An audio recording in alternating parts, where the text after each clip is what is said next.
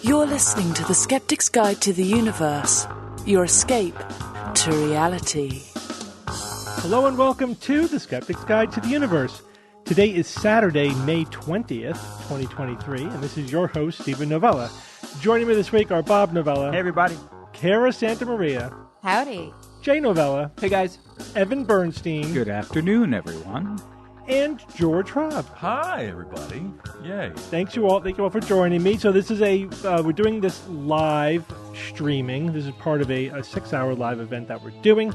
But we're recording a live episode of the SGU. This is our patron thank you live episode. So the SGU really does depend upon the support from our patrons, even more now than really it ever has. And so we obviously appreciate our patrons. We want to give them as much, extra stuff as we can, and encourage our listeners to support the SGU. Hey, Steve. Before we start, can I say I saw something and I thought of you? Sure. I think you would appreciate this. Go ahead. I was out in the woods the other day. I was jogging. There's this lovely path through a portion of Bethlehem that goes through these lovely wooded areas, and I saw a leucistic red-tailed hawk. Cool. Leucistic. Partial leucism. I guess. What does that mean? What is that? It's like albino. It's like albinism, but I guess it doesn't affect the eyes and some other portions. So you have this red-tailed hawk that was just solid white. This beautiful, broad-chested bird was up in the tree there, and there were a couple other bird people that were there looking at the bird. We were walking by. Did you get a picture? I did not get a picture. But no red tail. But now no red tail, no, because it's all sort of washed out from the. But they said, that's a leucistic red-tailed hawk. And I thought, that'd be gorgeous. Steve would know what that That's is. cool. Yeah. Did you get a picture of it? I did not get a picture of it either time. I mean, you see them occasionally. I had a male cardinal coming to my feeder that had partial leucism for a while. They don't live that long. For a couple of years, I would see him coming. Then there was another one that was it wasn't leucism. It was a I forget the term now. It was some of the females have like a mutation on one of the sex chromosomes, and so they get like this mosaic pattern on their feathers. Cool. Yeah, they look really, really cool. Yeah, our mother is enjoying a bird feeder she has now. She's learning the joy of dealing with squirrels, who are just unstoppable. Just yesterday, the squirrels showed up, and we're watching it. Like, oh my! Look at this guy going through the gyrations. Like, how do I get those seeds? And it climbs the pole, and it starts sliding down, because I guess the pole is like a wrought iron and twisted. It starts sliding down, and it just tried all these methods to get to the seeds, and it found 2 really good methods. They'll figure it out. Oh my God! It's like, you have to get the squirrel next proof level. Yep. feeders where any weight on the rim and it closes the opening. Yeah. So it works. That was the only thing that's worked. You've seen that YouTube guy who did the 10-step squirrel challenge thing? I saw that. Mark Robert. That was amazing. Mark, yes. It was so interesting. And they figured it out. Those little buggers, just step by step by step, figured it. I think it was 10 challenges they had to get through to get to the peanuts or the seeds. It was amazing. Absolute problem solving. Smarter than the squirrels are the raccoons. Oh, yeah. And they talked about that. They have hands. They have hands. They have an opposable thumb. They text. Yeah, I mean... Squirrels have hands. They don't have the dexterity that raccoons have. True. And so, I mean... More paws than hands. So we finally got all of our feeding apparatuses squirrel-proof, and then the raccoons come in, and they broke everything that we had. Because there's a story here. The squirrels, they couldn't get it. So the squirrels like, I'm going to call my third nephew. I know a guy. Wait a minute, I know a guy. My Uncle Joey. Uncle Joey, bring it right. So then they bring in the raccoons. It's like the next level of tech support. I mean, so the raccoons literally unscrewed the suet cage from its holder. Wow. Whoa. Like they unscrewed it. Yeah. And at one point they took the entire feeder, so they couldn't get the feed from the feeder. So they took the entire thing off the hook, threw it on the ground, and broke it open. So I had to literally tie the feeder to the hook, so they couldn't get it off. And then the bears started getting into the seed. See, bears will just that's the highest level of tech They'll just support. rip the shit open. I mean, there's no stopping that. We found my mom's suet feeder about 40 feet away, twisted. Yeah. It was like bear. I mean, that was raccoon's not doing that. Steve had a giant, stainless steel garbage bin about this big. Well, not giant, Yeah. You're kind of like, the top kind of sticks on it. Sure. And Steve put a huge stone on Right. top of that. Right. Like there's just absolutely no way a squirrel could tip it over. A bear came up on his deck, knocked that stone off there, knocked the thing over, and basically ate all the birdseed. We were doing a show. Yeah. We were doing a show here when a bear came outside. What kind of Yeah. bears are Once. here? Black bears. Bears. So, but fortunately, though, when he knocked the bin over, he scared himself and ran away. But the best one Silly was when bear. there was, like, my dog was, we were inside, it was nighttime, everything was dark, the dog is barking at the window. I'm like, oh, the raccoons are on the deck again, right? So I go up to the door, flip on the light, and there's a black bear standing on the railing of my deck. Oh my God! Like, Did you get a picture? did not get a picture. No. Because it ran away, because it runs away. The black bears are skittish. They're easy to scare away. Brown bears are wicked dangerous. They're not skittish. Well, They're all deadly. bears You are need some dangerous, external but- cameras here. Hey, in the boo-boo, house I'm at the to catch all podcaster's this. house. He put a rock on top of the garbage can. All right, so we You actually could have be a, a guest on the SGU. we have a lot of news items and content to get through. First, I do want to remind everybody that the SGU people have published 2 books, Skeptics Guide to the Future. People? What do you mean Yeah. people? SGU people. SGU You people. SGU people. Yeah. So we have 2 books. Which one's the better one? The Skeptics Guide to the Future and the Skeptics Guide to the Universe. They're very different. They're very different books, but they're both in the same, theme of skepticism. Yeah, so our first book, which is the one on top right there that you could see, that is everything you need to know about critical thinking. Mm-hmm. Walk you through all the different and these. Well, maybe not everything, but a damn good primer. The thing that Damn Steve good primer. did brilliantly in that book is that he teaches you things in the right order. Right, everything builds on itself. So as you go through the chapters, you're using the information from earlier chapters, which I think was a hard thing to do. Yeah, because at first I'm like, oh, this isn't going to be that hard. I've already written essays about all of the topics You wrote in this your essay? book. I wrote my essay. But it's totally different than writing a book. Yeah. Because you do have to weave it into one narrative. So then for the second book, I'm like, all right, now I got this. I know how to write a book. And then so it was definitely a different experience, but the editors we work with are awesome, like Maddie. Icarus Publishing. Really knows what she's talking about and really helped us up our game. So even though I was starting at a much more advanced level with the second book, she's like, all right, now we got to take it one more step beyond that. It's like, yeah, each chapter works, but you can't do the same thing over and over again because then it gets boring. So you have to figure out a way to use the same formula but vary it enough that it's different. It's like, okay, so we did that. So anyway, it's a really good experience. So now we're talking about the third book. Ooh, 333. Which we haven't got a deal yet, so we're not going to say what it is. But we're Skeptic's working Guide on it. to the Skeptic's Guide.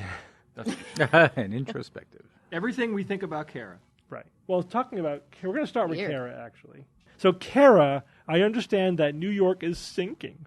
It's sinking. What's it sinking about? Aw, what's it sinking? I love that. No, that's actually Should've like played really that depressing and horrible. We probably shouldn't be making light of this. Let's see. It's sinking. So we talk about sea level rise all the time. We talk about a lot of the potential ramifications, potential negative consequences of climate change.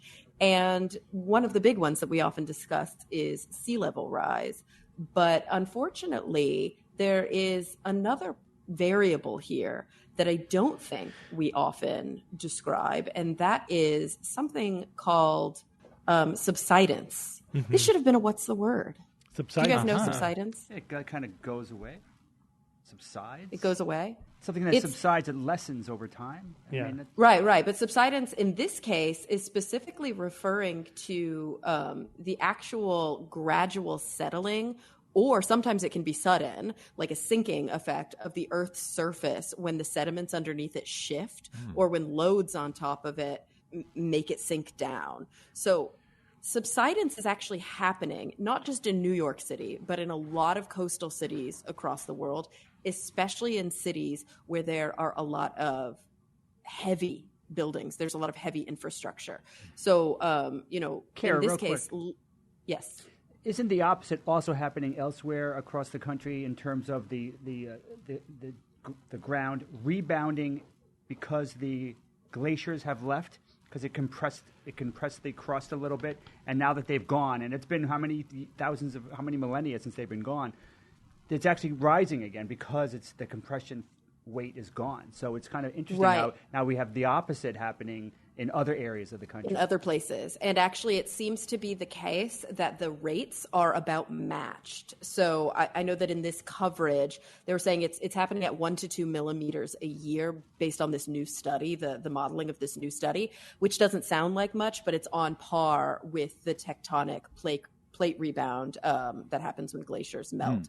So yes, we're seeing that in some areas we've got rising. In some areas, we've got sinking. Sadly, we're seeing the sinking occurring in a lot of coastal cities, which is already, deeply detrimental. For example, I don't know if you guys have been following the news, but in Indonesia, the capital city, Jakarta, they're actually thinking about moving the capital because they're afraid that by 2050, a quarter of Jakarta might be underwater. They did that on SpongeBob. Kara, they just moved an entire city.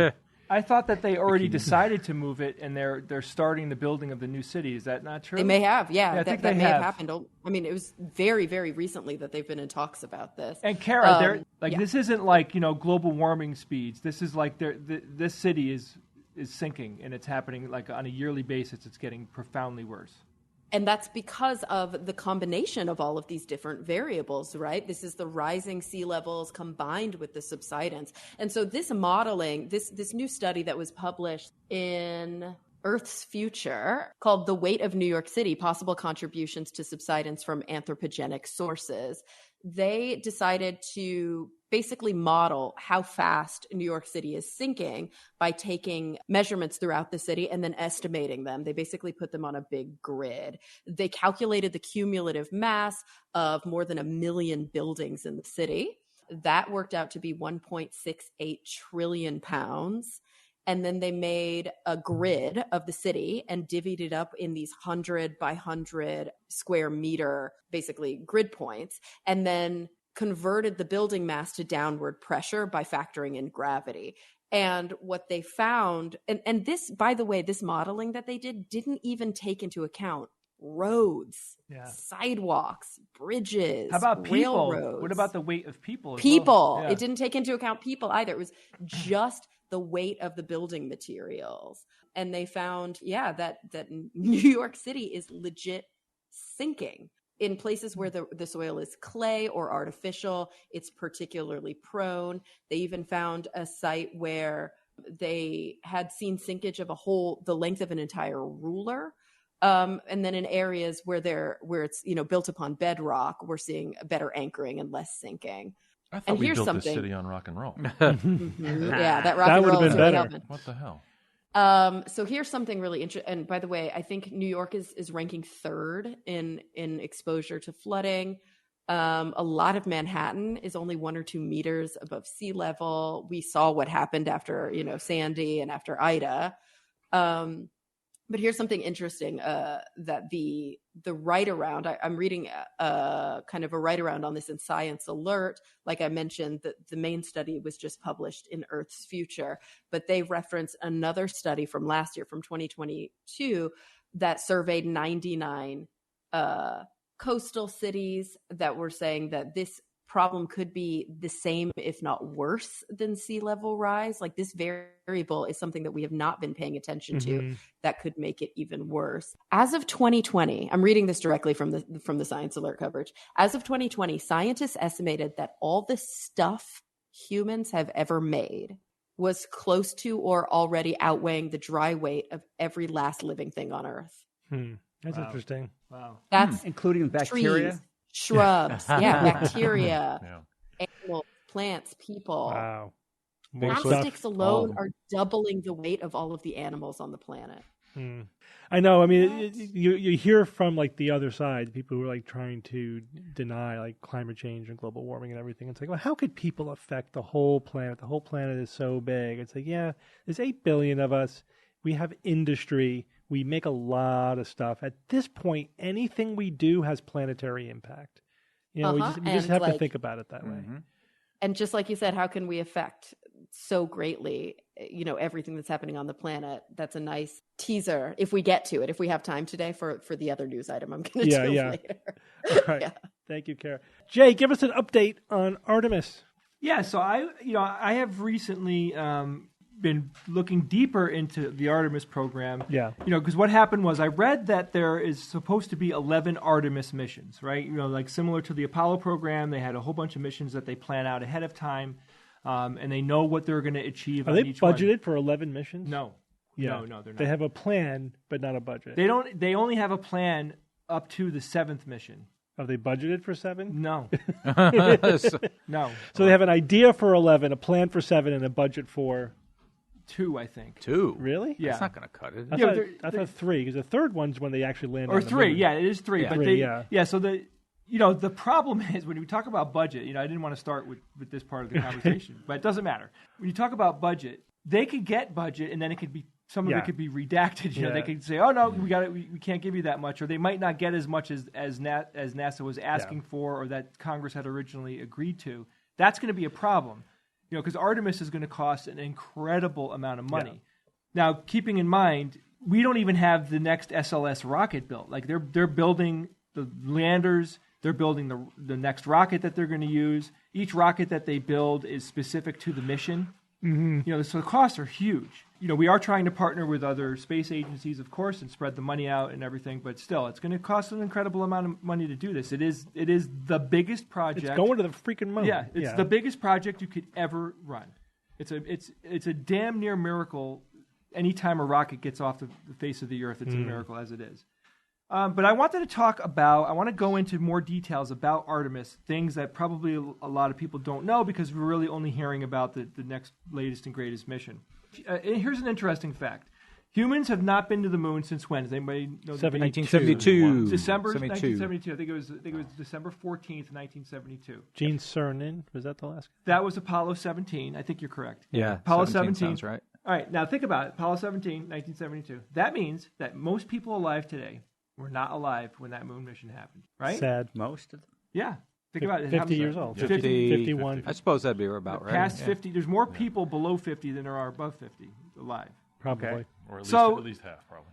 So that I think my point here is that we have an incredibly huge world population that has never seen a human set foot on the moon. Like I don't remember any of those things. It happened when I was so young that I have no memory whatsoever.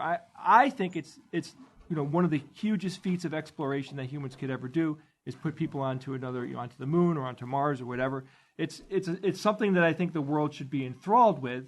And that's why I like to talk about it so much, because I want people to know what's coming and what amazing things that we get to be a part of. Can it have the same impact, though, you think, as it did in 69? The society is so strange today, George, Yeah. with social media and people being burnt out by new information. Like Right. I've read several times that people aren't showing the interest that people were back in the 60s. People aren't showing Sure. that same I don't interest think so. today. Yeah, I would agree. It's like it's there. With you Been had there, one done media that? feed basically back then. Yeah. You had one basically set of news that was being sent, and if it was said that this is important, it was important. Now it's so bifurcated and everything that it is the coolest thing ever. But it's like you can't get the same kind of excitement about it because you almost can't explain it in the same way. I just don't think that people are truly thinking about what's going on, right?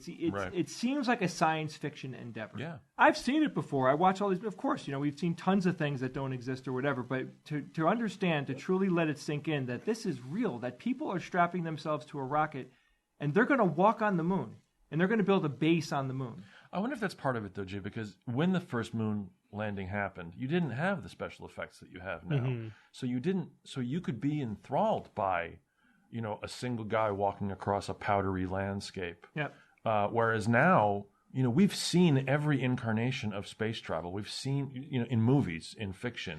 How do you enthrall an audience by saying, it's just a person walking down a ladder, but they're 250 million miles away, or whatever the mileage 250,000. 250,000 miles away. Sorry, 250,000 miles away. How do you instill that same kind of sense of amazement and awe when it doesn't look like the video game that the person was just playing 90 seconds ago? It's only going to get worse too, George. I With know. virtual reality, I mean, Right. people are going to be able to do it on their own. They're going to Right. be able to be the astronaut and go on a moon mission. It's such a difference between what is actually possible and what you can represent now. But I also think it's, and I'll just say this once and then I'll just like get quiet again in my little corner. I don't think I represent the majority, but I do think that there is a large minority of individuals who actually have moral concerns with this. Like, I think sometimes we talk about it as if it's just every single person on the planet thinks that this is what we should be doing. Right. But that's not true. In other words, the resources should be used for something else. Not just the resources should be used for something else, but literally as a human endeavor, that this kind of colonial conquering spirit has not always served us in the past, and that it's not necessarily like, there's a lot of arguments there. There is no planet B. We shouldn't be making bases. We should be like, yes, like you said, Evan, putting those resources into our own planet, but also just kind of the cultural We're not going to the moon to claim it. Right. Well, we're going to the moon to extract its resources and build a base. Yeah, but there's nobody living there now, so yeah. it's not I know, colonial. And I hear that it's not exactly the same. But there is a history of it is the same. That on some level, I don't know. You're feeding into.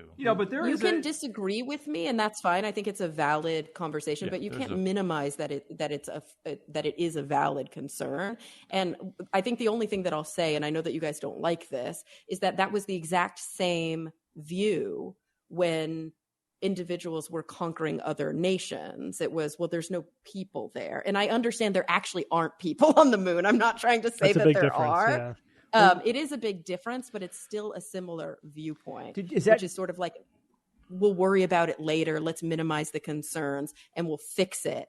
We'll go in, we'll do what we're going to do. And then if anything goes awry, we'll fix it later. I think it's concerning that like deep explorer viewpoint is laden. And so, yes, I have concerns with it, and I think we could talk about that. But all I'm saying is to assume that every single person on the planet thinks that this is the way, and it's the only way, and we should all be very excited about it.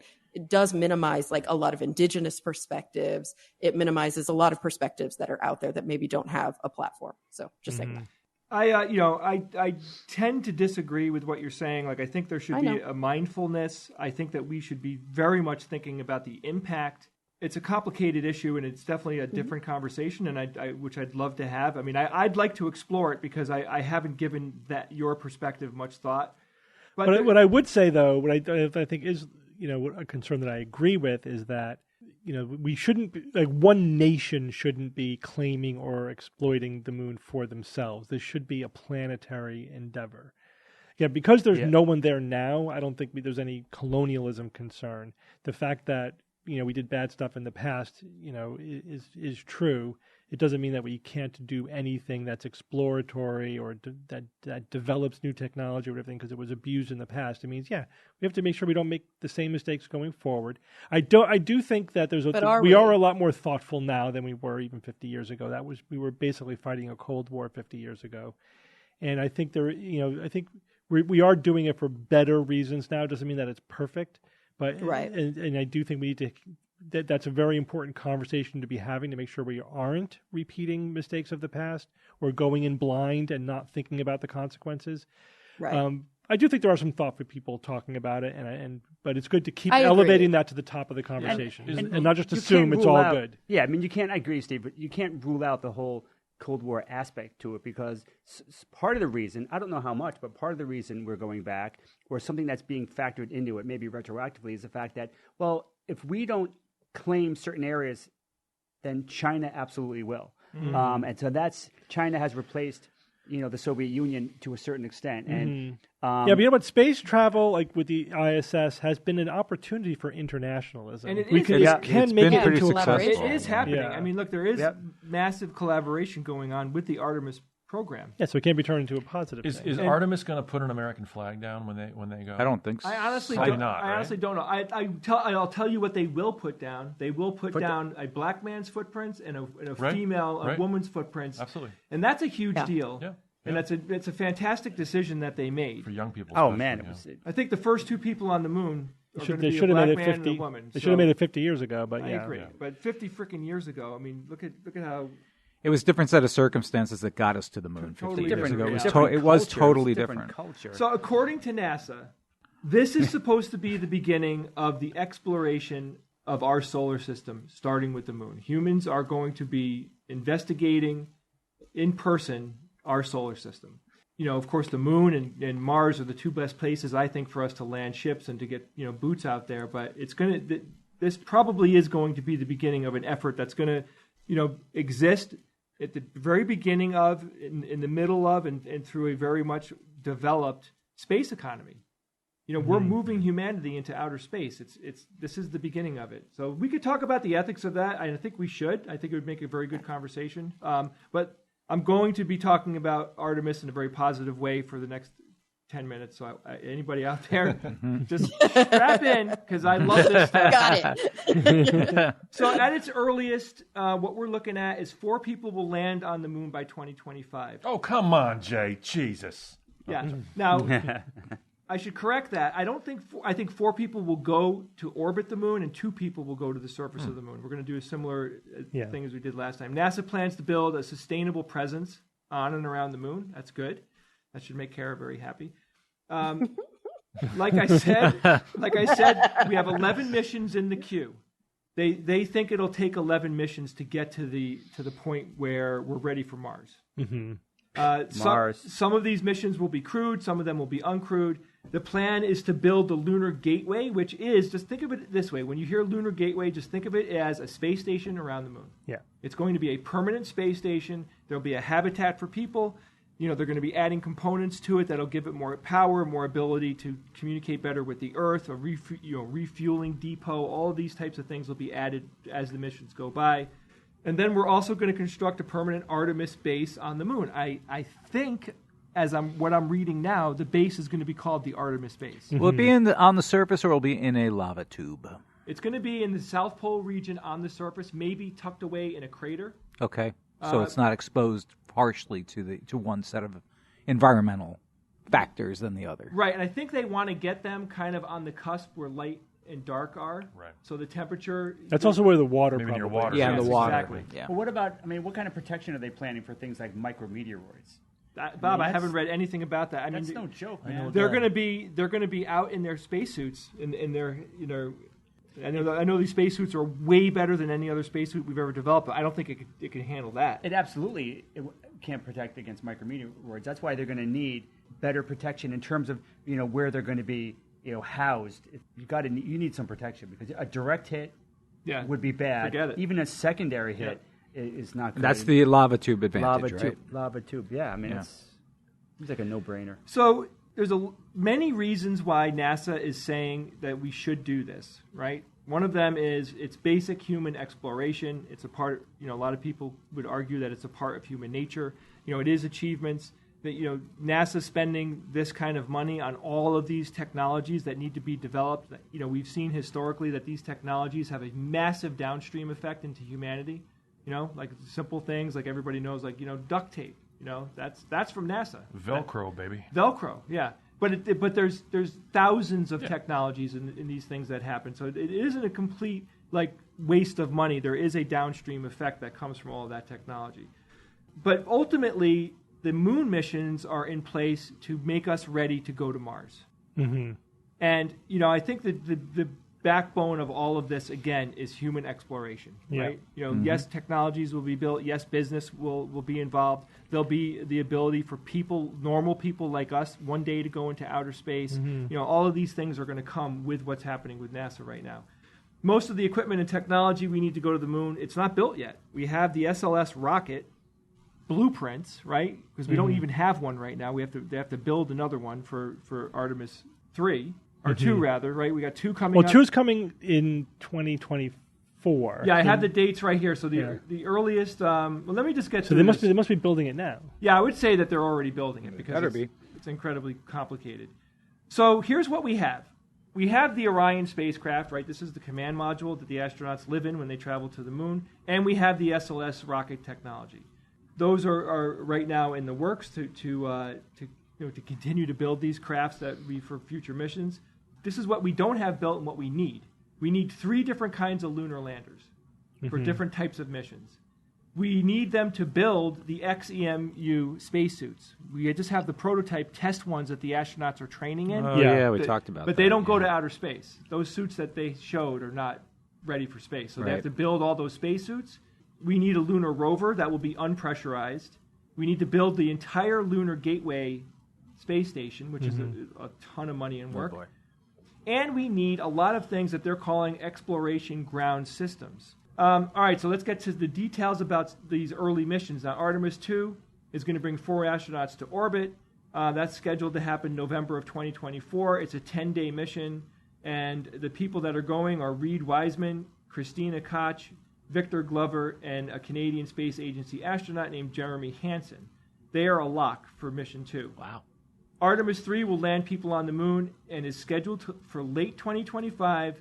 They're saying it's probably likely that it'll push into around March of 26. Not that big of a time difference, 6 months or whatever. It's not that big of a deal. The plan is to land on the moon's south pole, like I said. The astronauts for that mission will stay on the moon's surface for about a week, and they plan to send a moon rover and other necessary equipment ahead of time. This is pretty cool. So they're going to send over a rover, and they're going to send over a bunch of containers that are going to contain all the gear and stuff that they need. So when the astronauts land, they're going to need. This is cool. All right, this is a lot of stuff's already going to be there. They're going to need to put their spacesuits on, go out, get the stuff, and start building and doing the things that we envision astronauts doing on the moon. It's so cool. Sorry, Kara. Sorry, we're excited. Jay, did you see the Artemis 2 crew when they were on Colbert? Yes, yeah. How I just thought that was extraordinary. I just thought they were so personable and interesting, and you could like they weren't forcing it, and I just thought it was they're real people. I mean, it was like real people being cool, but the old version of the astronauts from the 50s and 60s and 70s, they seemed like they were superhuman and iconic. They projected them as being these sort of. Yeah, NASA's not doing that anymore. Yeah. NASA is showing that these are humans. These are people that have been training for their entire lives. Right. When you want to become an astronaut, it's not like I'm going to be an astronaut in a couple of years. It's a decade endeavor to get the information in your head. And you need to be a certain kind of person to be able to handle being an astronaut, because you can't just be anybody and go up. Like, I could never handle going into outer space because I have panic disorder, so I couldn't do it. As much as I'd love to go, I can't do it. I would lose my mind. Artemis 4 is planned for September 2028, and on this mission there'll be again another 4 astronauts. One of their goals will be this time to go. They'll be helping build the Lunar Gateway space station. They're also going to land 2 astronauts on the moon, and the habitat module will be the primary habitat that they'll be living in on the Gateway. Now we go to Artemis 5. This will launch in September 2029, and this mission will bring 4 astronauts to the Gateway station and then send 2 to the moon's surface. They should have a lunar vehicle in play at this point during this mission. They're also planning to add modules on every one of these missions. They're going to be adding modules to the Gateway station.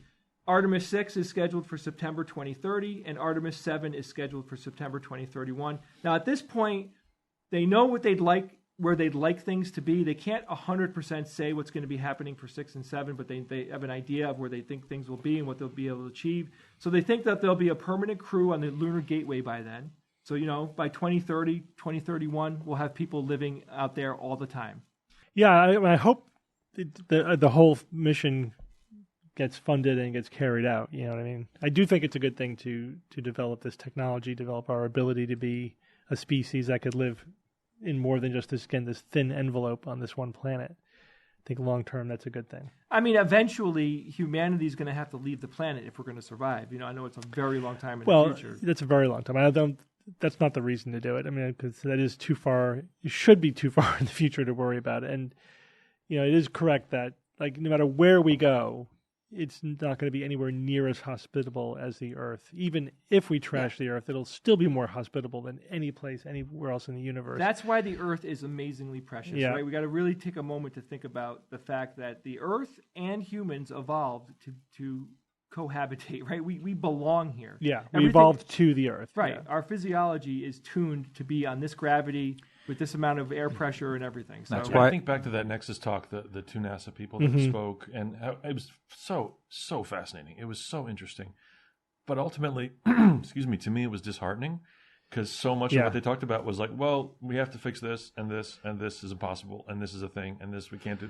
And it was this long list of just how space does not want meat bags in it. Space is hard. It does not want meat bags full of water out. But out robots. Robots I are know. great. Robots are great for Robots science. are great. I know, and like I slowly just, not that I've changed my position on it, but I just remember being so disheartened of like, wow, like even under the and the Road to Mars is the name of the book, I think. Kara, you interviewed I forget her name, the author.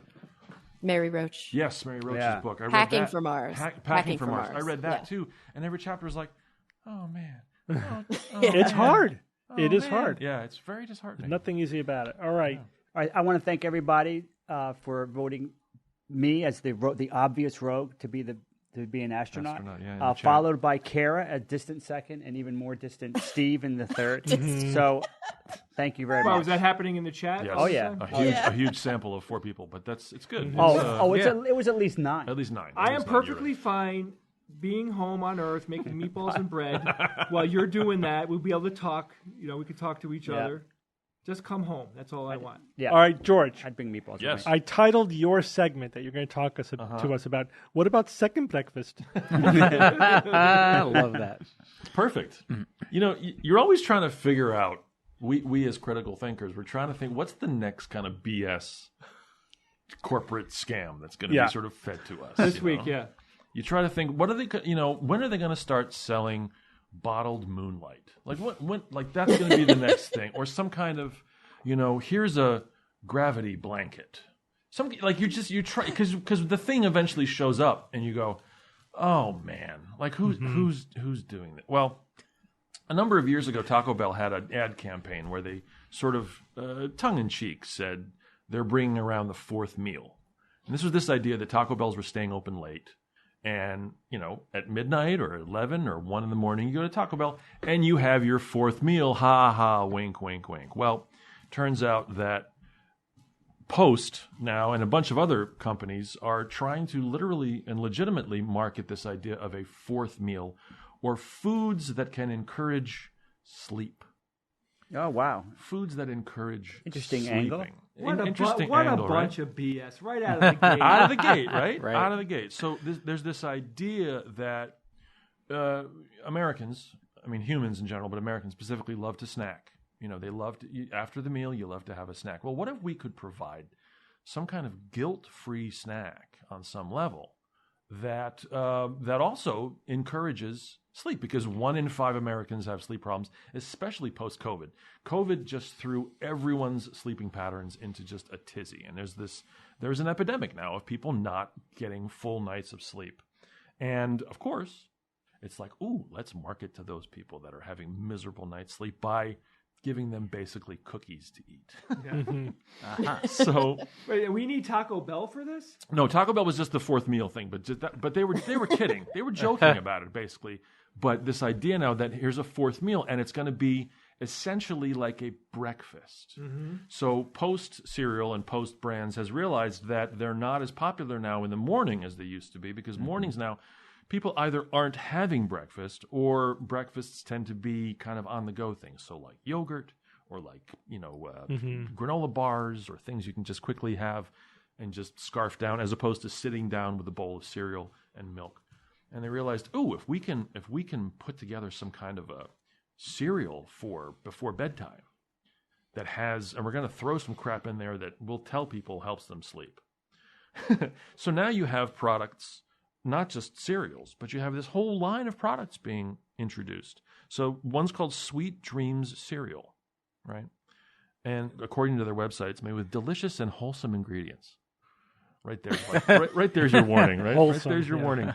Part of a nutritious It's got a breakfast when nighttime served with a herbal nutritious- blend of lavender and chamomile, Ew. and curated vitamins like zinc, folic acid, and B vitamins to support natural melatonin production. Is that right? It's herb Such bullshit. cereal? That That sounds sounds disgusting. It sounds disgusting, right? But I guess you put it in enough minute amounts, and you cover it with sugar. Well, No, sugar, Because yeah. there's sugar, like there's crazy amounts of sugar in these cereals, Yeah. But like That's good for you. like chamomile, chamomile tea is good for sleep. Well, chamomile tea is good for sleep because there's no caffeine in it.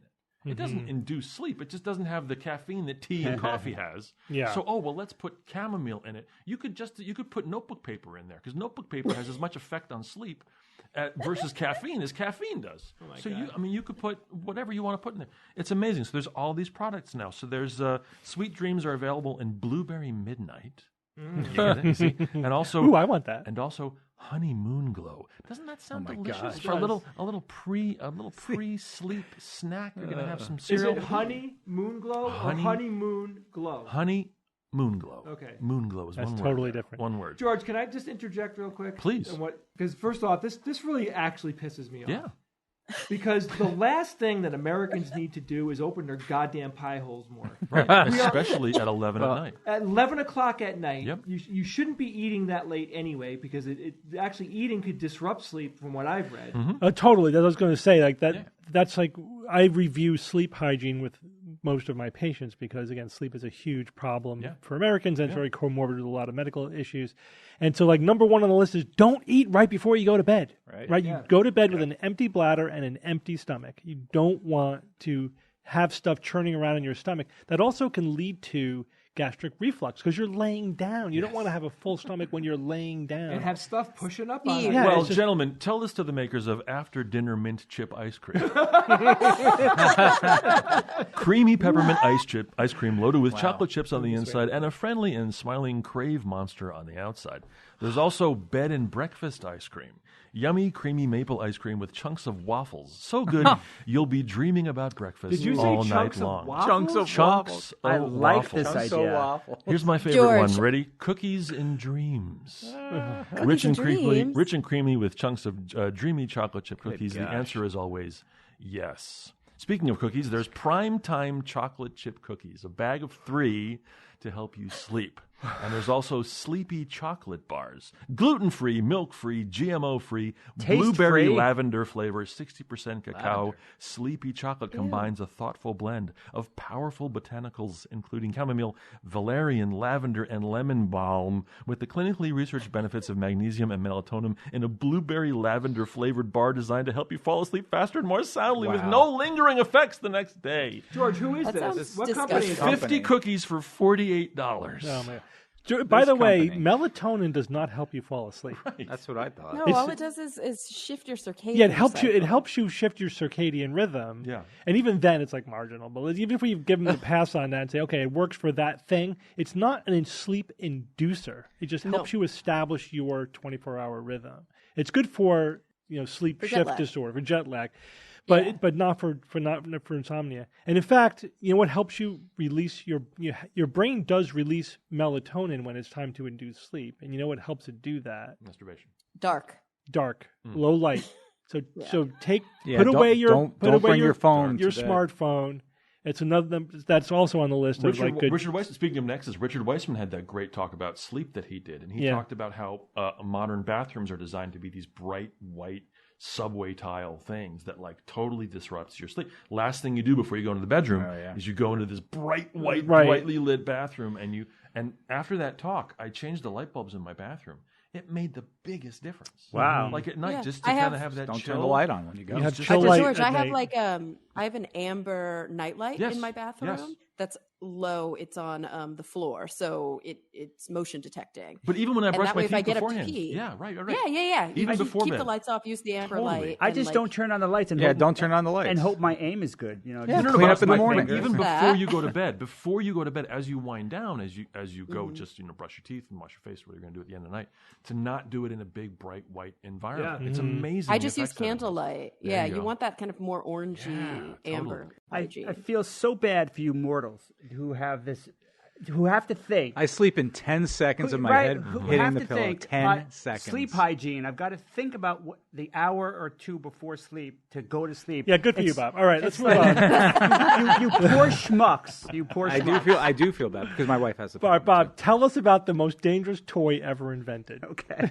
The most dangerous toy ever, as judged by Radar magazine Bangers. in the early 2000s. Those are awful. This was the uranium-238 atomic energy lab by the A.C. Gilbert Company. Oh, love it. Released in 1950 and 51, and not thereafter, as you might imagine. So it's a toy lab set, akin to the chemistry lab sets you could buy for your kids. Jay, I think you've tried that a couple of times, buying these labs for your kids to do experiments. Well, these experimental toy lab things were very different in the 1950s. very different. Very different. First off, in the 50s, people were apparently very blasé about ionizing radiation. Just like, so here's a warning. Here's like really the only warning in the entire kit. Users, kids, should not take ore samples out of their jars, for they tend to flake and crumble, and you would run the risk of having radioactive ore spread out in your laboratory, thus impairing the results of experiments by distorting the performance of the Geiger counter. So it's like, don't screw around with the radiation because it's going to mess with the science. But that's all you got to worry. You don't want to mess with your science. That's their angle. Like, whoa, all right.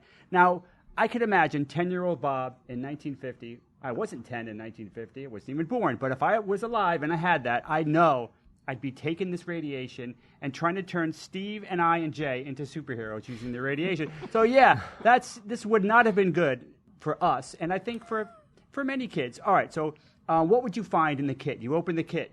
There's a Geiger counter. A Geiger counter, which is pretty cool, comes with 2 batteries, small Geiger counter. It detects radiation like alpha radiation, beta radiation. And then there's my favorite thing, the cloud chamber. You construct a little cloud chamber, which is really cool because I love cloud chambers. Essentially, it takes alpha radiation. Alpha radiation is essentially the nucleus of a helium-4 atom. It's basically 2 protons, 2 neutrons, so kind of big-ish for a nucleus. Not that big, because there's plenty of other bigger ones. But this thing is traveling at 4% the speed of light. And you can see it happen. It creates a trail. Because it's going so fast, it just essentially rips the electrons away from the atoms in whatever it's touching. So this ionized trail is kind of like nucleation sites. There's condensation happening, and you could see like a vapor trail. It's kind of like they're like nuclear bullets creating this contrail that you can see them happening. These little trails showing up, really, really cool, fascinating stuff. So that's the cloud chamber. Love it. I'd love to have one of those, and you can actually make one yourself to a certain extent. Of course, you're going to need a source of radiation. Then there's the spinthariscope. The spinthariscope is another radiation detector. Think of this one as a visual Geiger counter. It's essentially just a tube with the radiation source at the far end. In the middle, there was the zinc sulfide, which essentially absorbs the radiation and shoots out photons, just harmless photons. I think they're fairly harmless. I don't know where the radiation's really, I guess it's being fully absorbed. So your eyes can see this scintillation of light, and it's really beautiful. And then there were other things. There was a manual. There was also a cartoon part of the manual with these cartoon figures telling you how to use the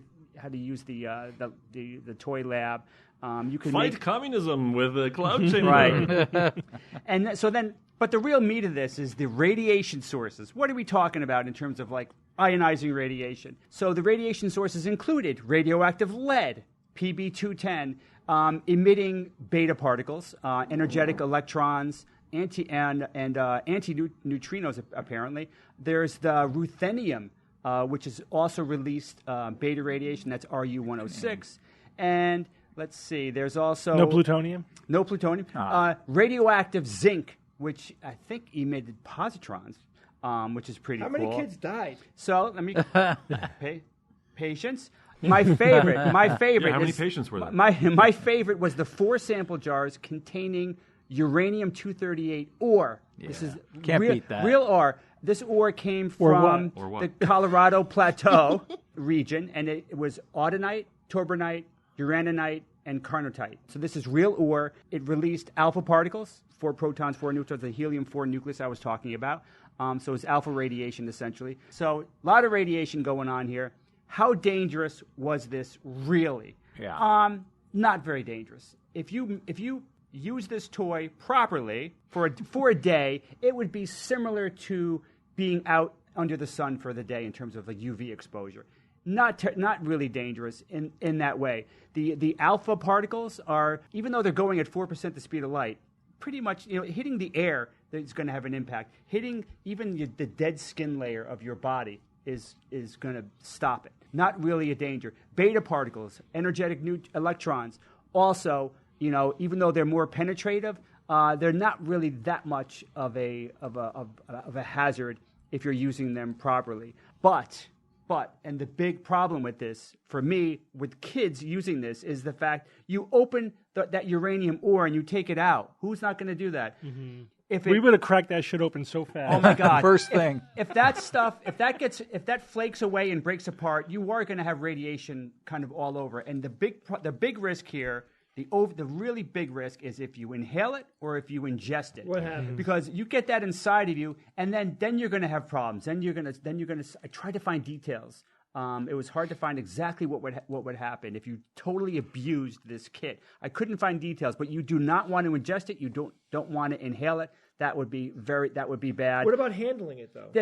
Handling it wouldn't be terrible either if you did it for brief periods of time, but you would not want to put it in your pocket for all day. Don't sleep with it. You would not want to sleep with it where you would be next to it for 8 hours, even if you're not sleeping, if you're having trouble sleeping. If you're next to it for a long period of time, that would be problematic. I don't know exactly what worst case scenario in terms of like impact on health, but if you get it inside your body, Sleep with if it's in your body, that's where this becomes problematic. I would love to have this today, and I would love to mess around with it safely as an adult, not like I would when I was 10.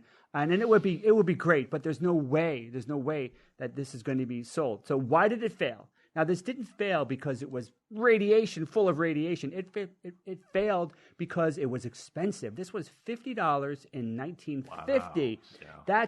That's equivalent to selling a toy, getting a toy for your kid for $500. Wow. We do that now, though. I couldn't find one on sale for today. I couldn't find one on eBay Game or anything like consoles that. are I would love to have one of them.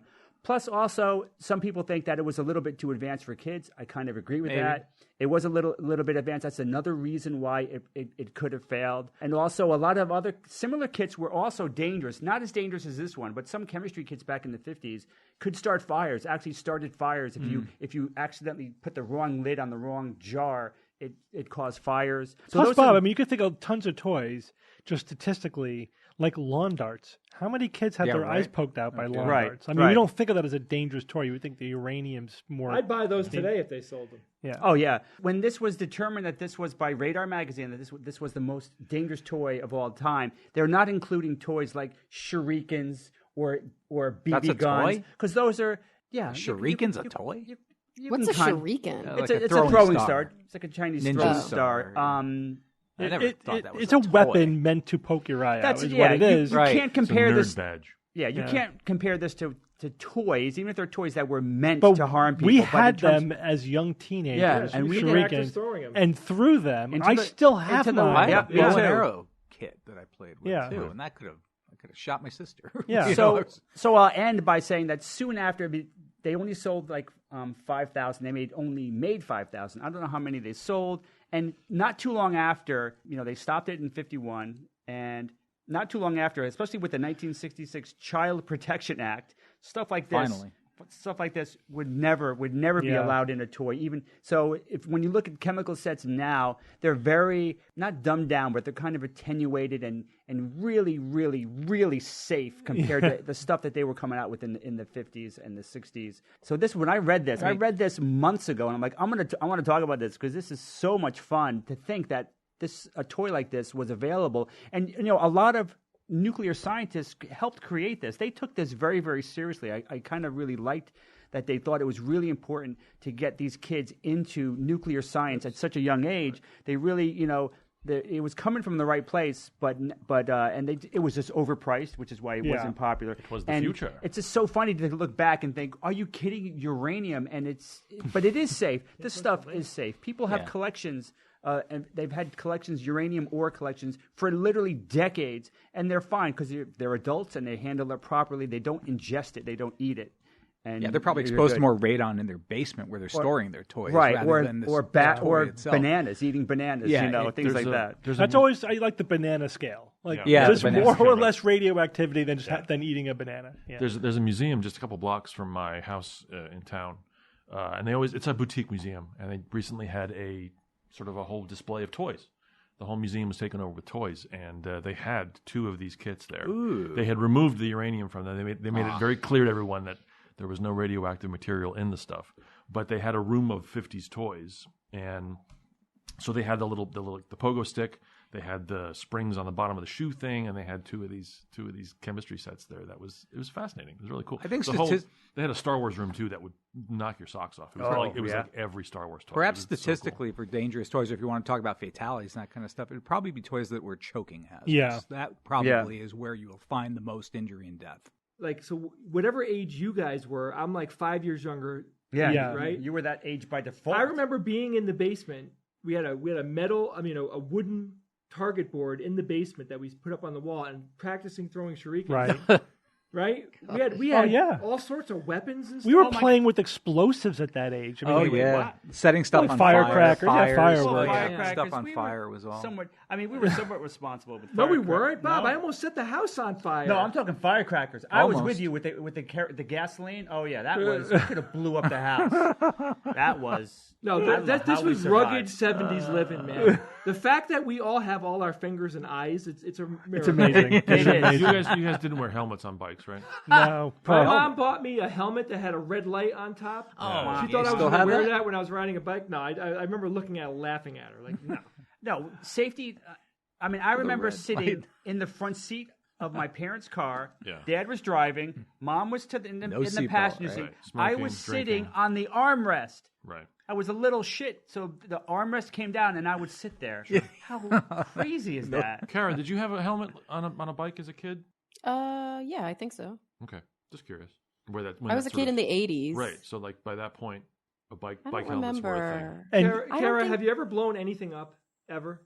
Yes, but they weren't like sanctioned toys. Mm-hmm. But what'd you blow up? You know what I mean? Like I was a little pyromaniac. Like I like to burn things to see how different... burning stuff, I just like to see how different things melted. Yeah. Like that was interesting. We would take boxes of caps. Remember cap guns? Mm-hmm. And we would light them on fire. Sure. That was quite the explosion. I can't tell you how many times I fell asleep on my stomach, my arm over the side of the bed in a glass of water because I burned my fingers playing with fire. It was worth it, though. It was worth it. It was fun. And we were into Evel Knievel. Right, so we so we had the jumps in the driveway. We would go as fast as we can, and then jump over whatever we could, and whoever you could. I mean, I would have a heart attack if my kids did half the shit that we did. We were. Here's a stupid little thing I remember doing, where we would hang from a tree, and I wasn't very high off the ground, but a good 6 feet maybe, and the goal is to land without bending your legs. Smart. How are my knees not completely shot at this point? So you would have been like 6'4" if you hadn't played that game as a kid. Right. That's how you know brains are not fully developed in children. What the hell were we doing, man? All right. So you guys know I'm obsessed with energy and global warming. Yes. And like what path are we going to take among many, many other things? I'm trying to wrap my head around this because, obviously there are important consequences. And it always seems to me like nobody knows what they're talking about. Everyone has their perspective. Except you. I mean, neither do I. I'm not an expert. I'm just trying to wrap my head around it as best as I can. But anyway, came across this news item, and I don't think it's going to change anything. But it's a good jumping off point to talk about a few things. So the idea is to use solar energy to make fuel, right? We've talked about this before, the so-called artificial leaf. Now, so far, artificial leaf technology has been used to basically have a catalyst and something that collects photons, right? You have something like a solar panel and a catalyst that uses CO2 from the air and water, and it makes some kind of higher energy chemical, right? So one thing you could make from that is hydrogen, or you could make some kind of precursor that you could then use combined with in another chemical process to make things like ethanol, right? Things that you could actually use as fuel. Well, this is now an incremental little step that happened where they were able to make ethanol directly in one step from an artificial leaf type of application, right? So you're not making a precursor to fuel, you're making fuel, right? So it makes both the N-propanol or ethanol. These are two alcohols that you could actually blend with gasoline, right, to burn in a regular car. And there's also the so-called flex fuel cars. Have you guys heard about this? Yeah, flex fuel I've heard cars? the term, yeah.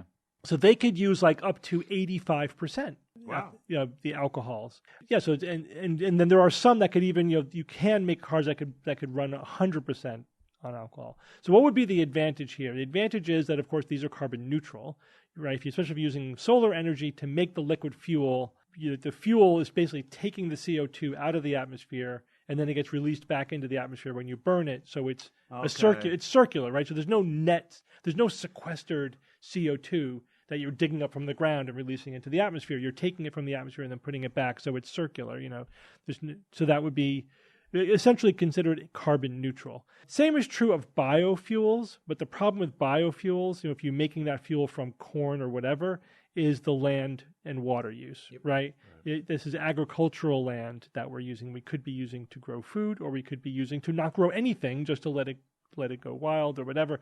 But so that's not going to ever be anything more than a niche sort of application. We're not going to solve the CO2 problem, the global warming problem with biofuels. But this, is a different beast entirely because it's not using agricultural land. You could put these things in the desert, right? You just need sunlight. So the question then is, right, fine, they did this. Now, the usual caveats, this is a laboratory proof of concept demonstration that they did. Can it scale? Yeah, so you would have to scale it, right? Because if the U.S. alone burns about 370 million gallons of gasoline a day. Damn. 300 plus million gallons a day. So unless you're making something on that scale, it's not going to really have a significant impact in terms of like reducing the burning of fossil fuels. Hundreds of millions of gallons. Yeah, you'd like to make hundreds of millions of gallons a day, or even if you're making 50 or whatever, 100 million gallons a day, where you could say, yeah, it's going to displace a third of fuel or something like that, whatever. That's the scale. Otherwise, it's not really going to be doing much. So that's one problem, is that this is not a proven commercial technology. This is a proof of concept laboratory phenomenon. We would need to know that it could work at a high scale. Also, big problem, the efficiency is really low. It's 7%. Yeah. Have you heard about the Faradaic efficiency, Bob? Have you heard that term? Faraday? Faradaic efficiency. So that term was thrown out in the article that I was reading about this in the paper, and I had to look it up because I didn't know what it was. But from my understanding is that it is the theoretical efficiency, like if in terms of just the electron transfer or whatever, like if this process made, if 100% of the transformation created fuel, that would be 100%, Faradaic efficiency. So this is only 7% of that. So that's not good. So we would need to significantly increase the efficiency and significantly scale up the process for this to even be a player. But then even if we could do that, let's say we can get up to 20 or 30% efficiency, and we could scale it up to making tens or hundreds of millions of gallons a day, for the U.S., and of course it'd be a lot more worldwide. Is this how we should we do this? Yeah, right. That's the opportunity cost. So yeah, so is this one thing that we should even pursue? So, and that really comes down to the alternatives. For example, you could say, well, if we're going to set up these photo collectors, right, to make liquid fuel, ethanol or propanol, should we just be making electricity? Should they just be photovoltaics? Yeah, and then batteries. Yeah, then we could store, and then to power your electric car. So how would making liquid fuel for internal combustion engine cars compare to making electricity for battery electric cars? I couldn't find that comparison because this technology doesn't exist yet really as a commercial technology. So that's the kind of comparison we would have to make, because if it's less efficient than just making electricity, then what's the point, right?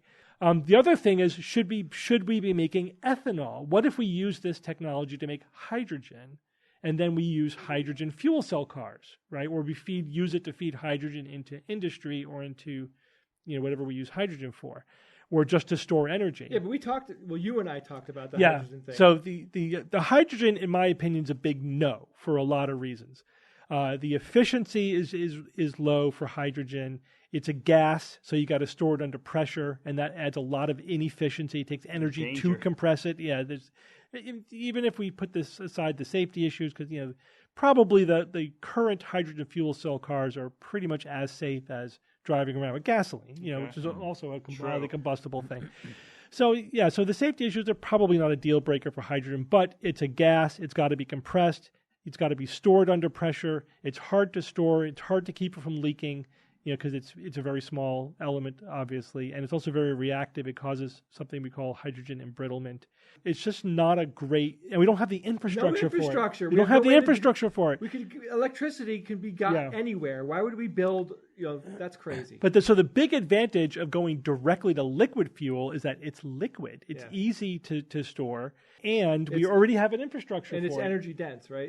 It's not. It's like 30% less energy dense than gasoline. Damn. Gasoline's really good. That's why we use it. It's a really energy dense liquid fuel that has a good range of temperatures. Like it has all the features we want in a liquid fuel. And your batteries will never match the energy density. Not the energy density. Right. Even at the probably limits not. Of physics, right? It's not going to probably won't match the energy density of gasoline, but yes, it's twice as efficient. Yes. So it doesn't have to be as energy dense as gasoline. That's key. But here's the thing: because we already have an infrastructure for liquid fuels, the ability to make ethanol or propanol directly from sunlight could serve a niche, I think. So first of all, battery electric vehicles may not be useful for every single application, right? So if you're in a rural area or a long haul application, we're not quite there yet with battery electric vehicles.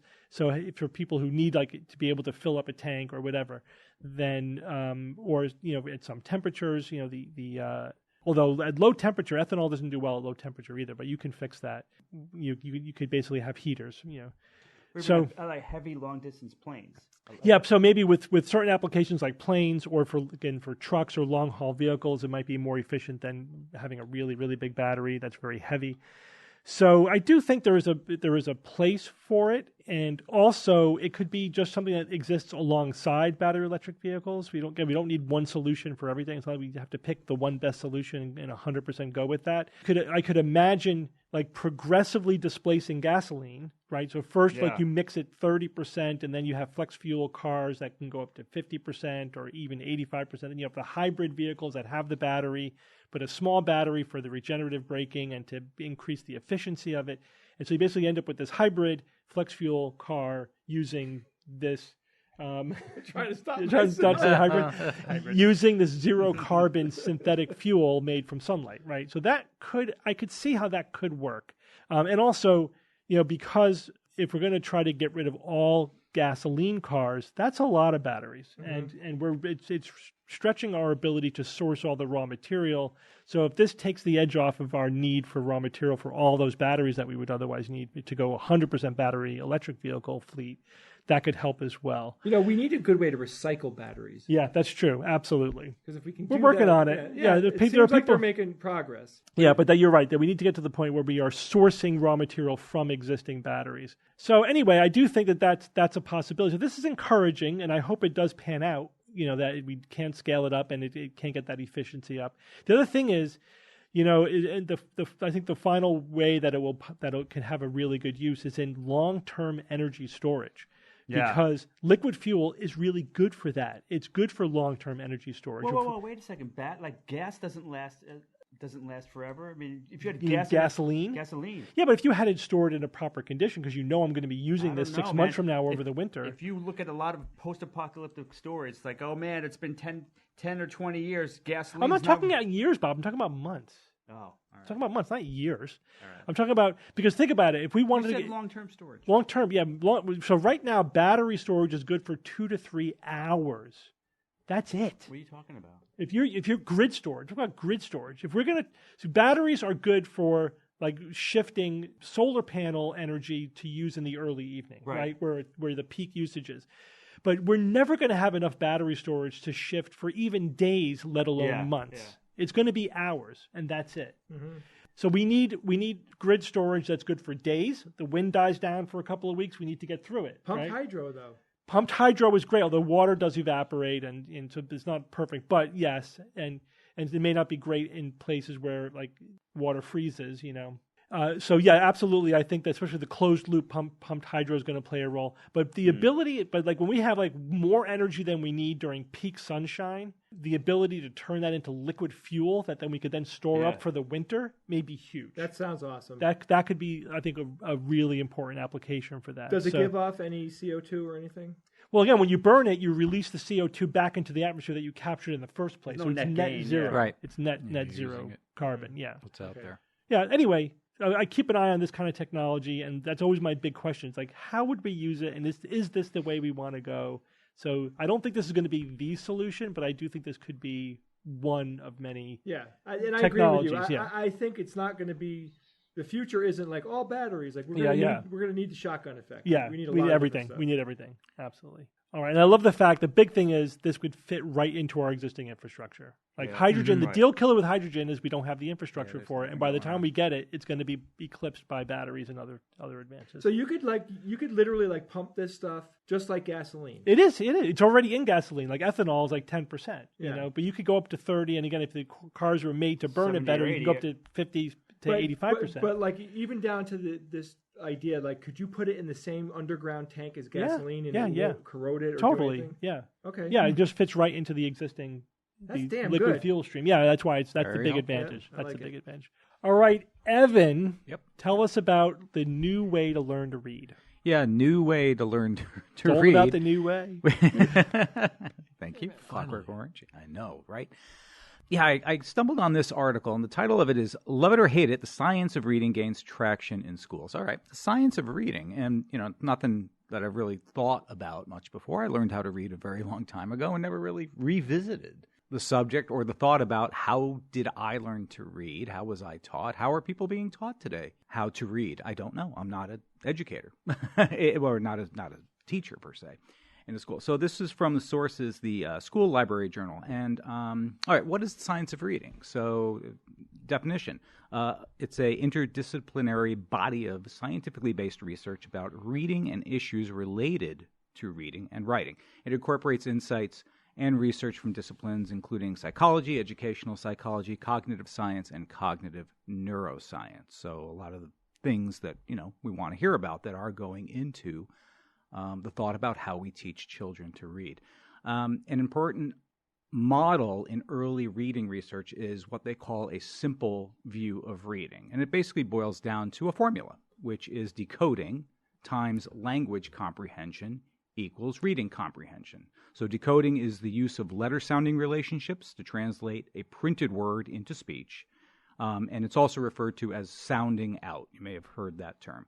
Language comprehension is the ability to understand spoken language. So you take those, you multiply them together, and the better the numbers, the better the results of a person's reading comprehension.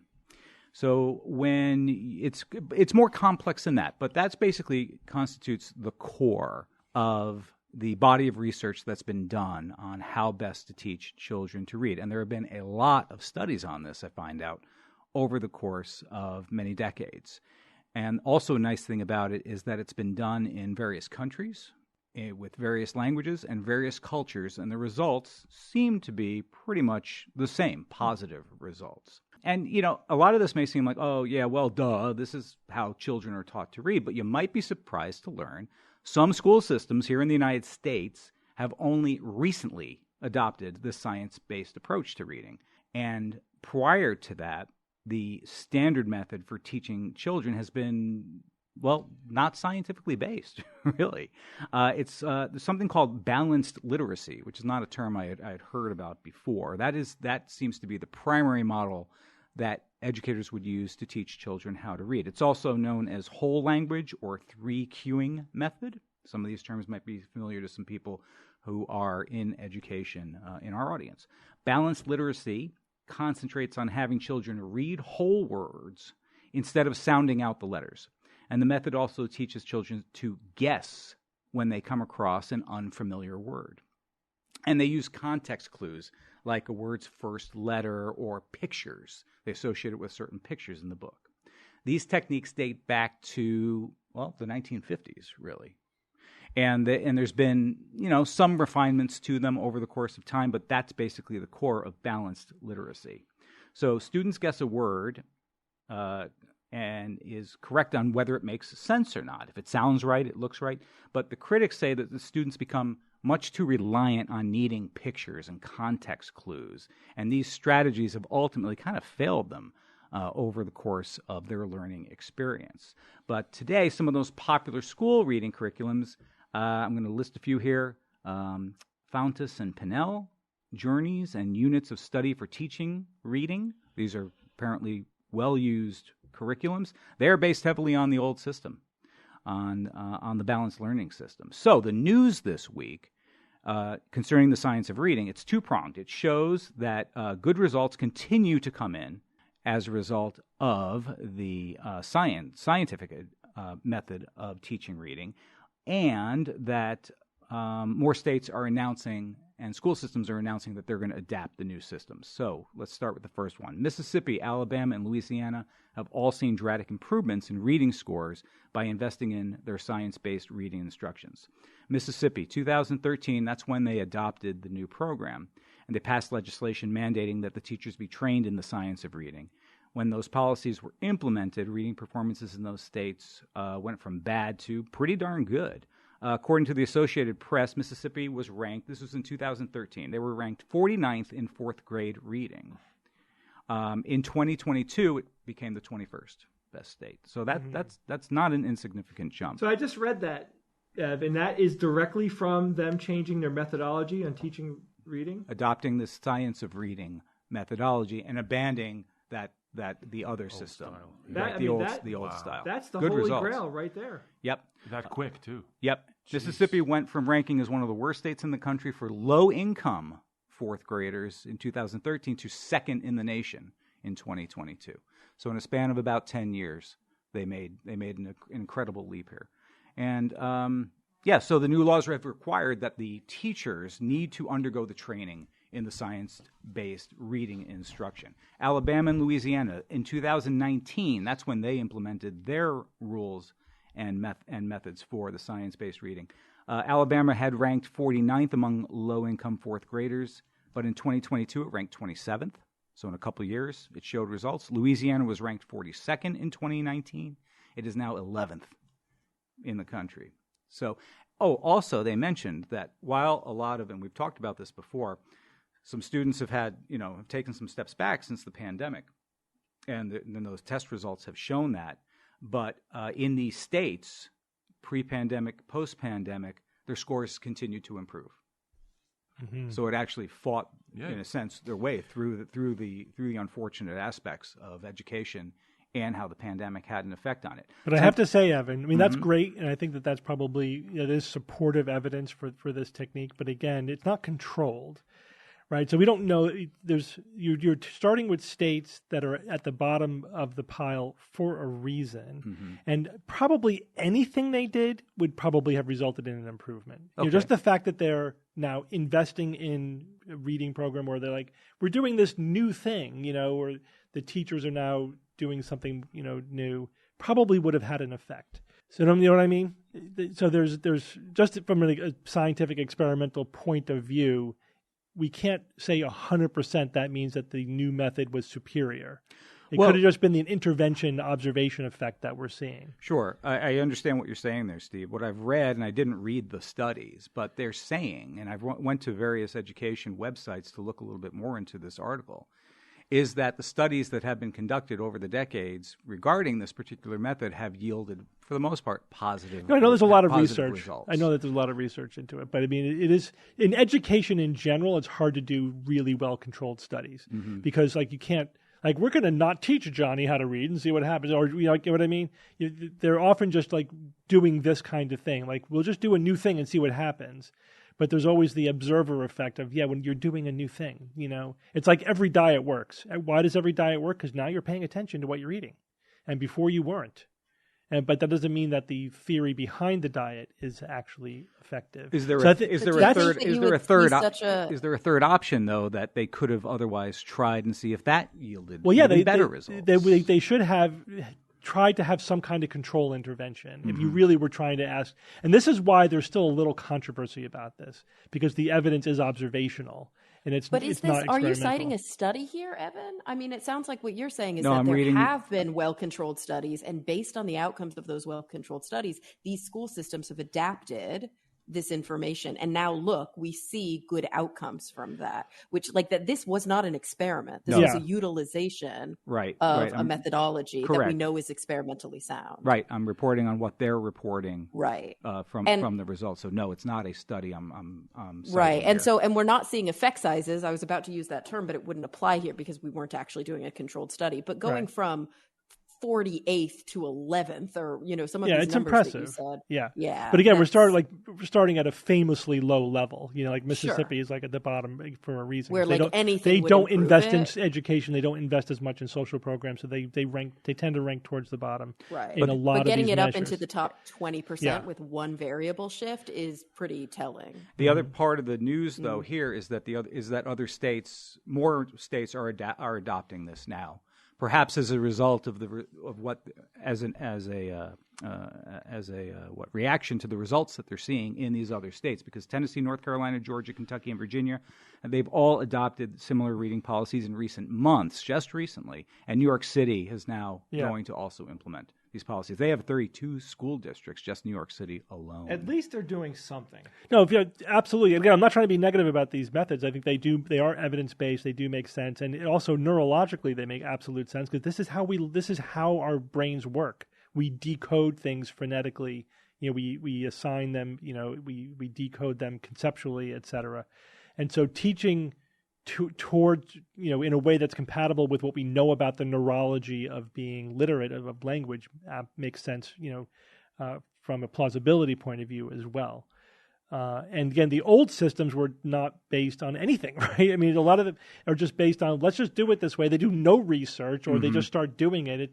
There's a lot of just philosophy-based nonsense in teaching. So any use of evidence is an upgrade. But I think about like the people in the process, right? Yeah. So at some point they're like, wow, we've got a real reading education problem in our state, right? Yeah. What are we going to do? Well, let's pick the best method that's out there. More prayer. Yeah. Thoughts and prayers. Yeah. But no, I agree. It's better than doing brain gym or some bullshit like that. Right. Yeah, you're doing something that's at least. Right. But that's why, scientific. like, them actually having a school board that decided we're going to do this, and then them picking a scientific methodology, like that is awesome. That's double plus awesome. good. Yeah, absolutely. Were you guys all good readers as kids? Yeah. I'd say I did. Big I reading always culture in our tested, family. Yeah. Always Kara, how about you? Were you a big reader as a kid? Yeah, I was pretty proficient in reading by the time I was like 4. I was reading long before I started school. She could read backwards, George. My parents were my parents taught me to read when I was very young. Sure. It was really important to them. How about you, George? Yeah. I had there was like a block for a while, and then like the dam kind of broke when I was probably in 4th grade maybe, and then I went through all the reading. Like we had these different colored level books that you could go through, and I got to purple like really quick, and I was pretty psyched about that. But yeah. So you spoke English from the beginning, correct? No, I spoke Ukrainian at home. That's right. Yeah, For how your first long? language was Ukrainian. I basically learned English from TV, from Sesame Street, on my own, and from friends in the neighborhood. Yeah. So my sister, So you were bilingual from the beginning. From the get-go. Yeah, my sister literally did not speak a word of English when she went to 1st grade. Wow. And she has these like visceral memories of like being. They just said, we're just going to put her full immersion. Yeah. She'll figure it out. And then she and I would speak English to each other. So Yeah. she helped me with the primary English, but she didn't. So that might have been a bit of an effect on it. Well, you speak very well, George. I appreciate it. Thank you. Yes, I'm still working on it. I'm getting there. My R's are still a little funny, but yeah. No, I know this is such a stoner thing, but like just when you started talking about the learning how to read, it's still such a like crazy thing that it works, that reading works. Mm-hmm. Like when you think what's going on, like some potentially dead person wrote something down and now you're reading it. Yeah. It's just crazy. Yeah. Like how does that shouldn't be able to work as well as it does, right? It's just astonishing. It's like it shouldn't be able to work. I mean, it literally is a teleportation of their mind into yours. Right. It's fantastic. Through just like different colored paper. And it's insane. a totally cultural phenomenon because, like, we didn't evolve reading in the on the Serengeti or whatever. And every culture has it, basically. Yeah. And their version of it. And well, it's not like, every culture. There are like some sure, Native American cultures that don't have reading. Sure, but the diversity of languages that exist that do have writing systems within them. It's not like just like one system developed. Yeah, right. One language it's over and developed. over and over again. So over and over and over. It's just like. Wow. I mean, it's real magic. It's an actual incantation that someone has put on this paper, and they're communicating their spell to you by saying whatever they're saying. It's amazing cultural development. It's so incredible. Kara, you're going to tell us what is driving evolution today. So obviously we know that evolution has a lot of drivers. We don't need to do a whole review, right? No. Of like what is evolution, especially via natural selection, all that kind of good stuff. It's just a theory. Just a theory, that it's not guided necessarily, that there is no end point, that really this is a function of pressures, right? Different pressures. And there are a lot of kind of specific logistics that we could get into. But basically, there's a really interesting study, and it's not even... It's funny, I'm seeing write-arounds of it now, but this study was actually published last year, but I don't remember talking about this. It's fascinating. It's also unsurprising. But basically the outcome here is that the dominant force, if we had to single it down to one, on evolution across the globe today, what do you think it is? People. Yeah, People. Yeah. Yeah. It's people. And so we're starting to see just like more and more evidence to support that. You may have seen previous studies that talked about, for example, I want to give you a couple examples. Wait, explain what you mean, people. What do you mean, people? Yeah, I'm going to give you a couple examples, and this would help you kind of get it. So this is not the study. These are just previous things that have been explored. But for example, cliff swallows, a type of bird, has shorter wings when they are within close proximity of roads. Because long wings means more impact with cars. And literally the pressure of those cars has become a natural, or maybe we would say artificial, but actually it is natural selection because it's not intentional, a pressure on the reproduction of these organisms. Yeah, so it's still natural selection. So the selective pressures are being imposed by human civilization. It's a complicated, I wish that we had another term for it, because I've had this conversation historically with a lot of different scientists where, yes, it is natural selection by definition. It is human-induced natural selection. And when we think of artificial selection, by definition, artificial selection is basically the like fancy word for breeding, right? It's making intentional choices for specific outcomes and then choosing which organisms are crossed with other organisms, dog breeding, plant cultivars, things like that. So it's not artificial selection. It is natural selection, but I wish we had a word for that kind of in between where it's natural selection pressures, but they're artificially anthropogenic natural selection. Exactly. Yeah, and that's just such a mouthful. And that's everywhere? That's everywhere. Like more so than climate and oh my gosh. But climate is changing. We're changing the climate. Sure. I guess it's true. We have to remember that. That way, right? Kara, just make up a word like smurger. Just make it up. Smurger. So the smurger is everywhere, you guys. Wow. There's a t-shirt. So another good example, not this study, but another example is that because we are overfishing and mostly removing large fish, the tuna, the swordfish, the really large fish from the ocean, the actual size spectrum of animals in the ocean has shifted, and fish are now 20% smaller, and their life cycles are 25% shorter than they used to be.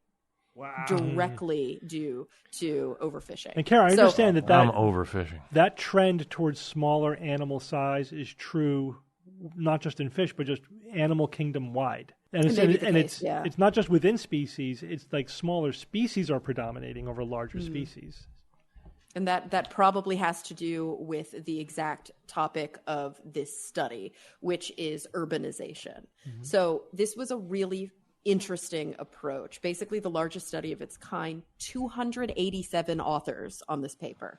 287 different scientists across 160 cities across 26 countries. And what they used was a model organism called white clover.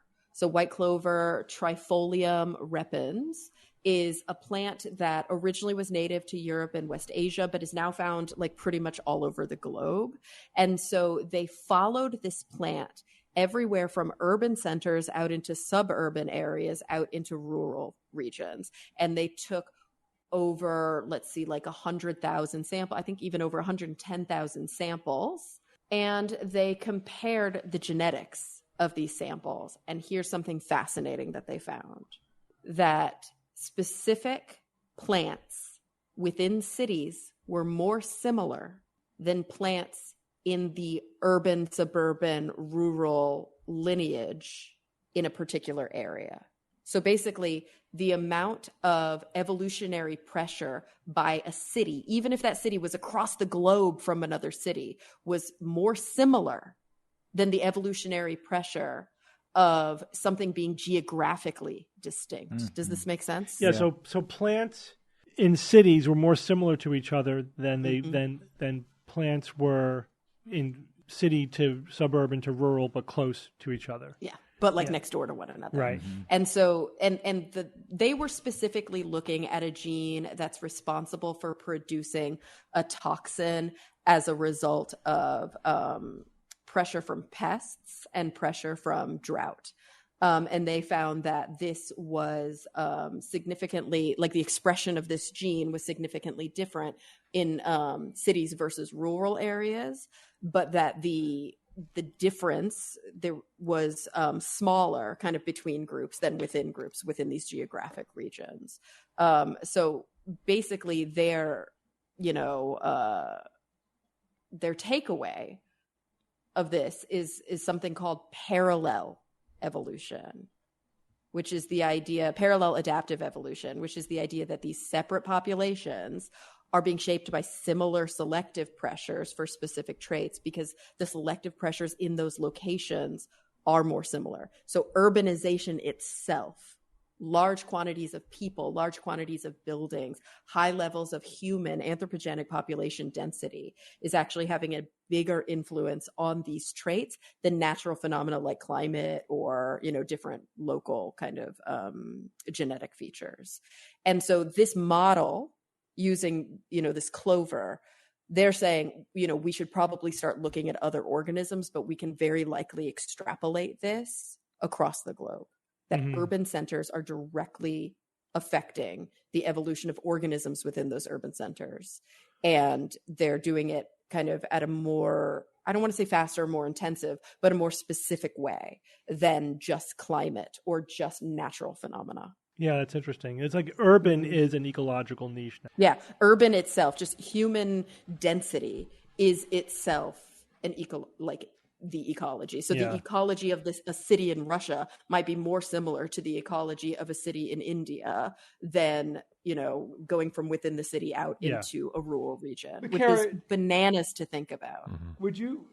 Are they finding that this is a negative influence? It's always that depends on perspective. I mean, it's just right. So we know that evolution is not value driven.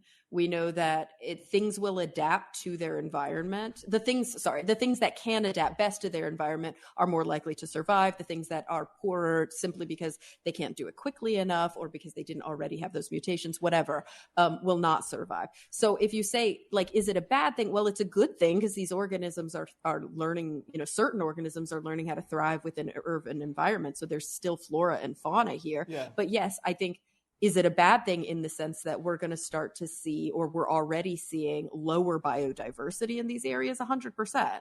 If we're inducing the need for evolutionary change quickly, you're often going to see biodiversity plummet because evolution is slow. And and most species can't keep up. And that's when you see these massive imbalances, like algal blooms or too many jellyfish or, certain kind of pest species that are just taking over. It's because there's no ability for a good, there's not enough time for a rebound for these other organisms to adapt on their own time scale. Yeah. So it's favoring just fast and super resilient organisms. Mm-hmm. Yeah. Interesting. Yeah. I wonder if you could rig the system. If you could rig urban environments to generate some kind of positive. We're trying to. Yeah, right? I think you're seeing in large urban centers that figured this out early. They didn't need this data to figure out we need to greenify these spaces. Right. We need to make sure that there are roof gardens everywhere and that the entire, that tree cover is very, very important. White roofs. If we can build habitat anywhere, we should be building habitat there, even if it's minimal. Mm-hmm. And it's interesting to think long term. I wonder in 1,000 years or 10,000 years, assuming that we survive and things keep going similar to where they're going, is the Earth basically going to be people and plants and animals adapted to people? You know what I mean? It's like Yeah. all going to It's be going to be just like rats Everything and food fine-tuned to and what they urban are. animals Yeah. and plants. Yeah. Cats, dogs. Yeah, exactly. Cats, dogs, rats, Things that are Right. either pets or food or whatever. Squirrels, Scavengers. raccoons, and bears Squirrels. are going to Yeah. become sentient. Yeah. In a way that Sentient. they, With AI. Yeah. They do have And then higher think about neural plants density. too. Think about within a city. I would venture to guess, and I don't know the statistics on this, so I think it's this is a wild assumption, but I'd be curious what you guys think. I would venture to guess that the biodiversity of specifically plants within a city is so incredibly artificial because most of the plants within cities are ornamental. Mm-hmm. Yeah. Right. Yeah, That or we're seeing- introduced. we're- Yeah. Right. Yeah, we're planting things because we like how they look, with no regard for whether they would have grown there natively. Even no suburban, regard. Sure. Lawns. Absolutely, and suburban, we yeah. fill our lawns with our plants that we brought in because they're pretty, not because they're native, and that's completely changing the landscape. I'm And so- 100%, Good point, Steve. 100% for not cutting lawns. Oh yeah, Yeah, I'm all for Well, that. Let's go. you want to Lawn- go on Even lawns, natural? like, Lawn you know, removals. Yeah. Yeah. Take your lawn You're out. starting to see, and there are some organizations that will support this. I think the National Wildlife Federation does a certification, but I would definitely Google it in your area, and probably some of our European listeners are like, we've been doing this for a while. But like in LA, for example, because that's my backyard, that's what I know. There's a huge promotion, right? We don't have lawns, and if you do, people are like, I cannot believe that guy Yeah. has a lawn. Can you Because, believe- we're Like in having a drought. fur coat. They're right? Like growing chinchilla grass coat in or their something. yard. Yeah, it's like, ugh, That's it's awesome. so just like over the tasty. top, gratuitous. But there is a movement towards going back and only planting native wildlife or native species. And if you can there are all sorts of cool websites where you can put in your actual GPS coordinates and they'll tell you these things, natively grow here.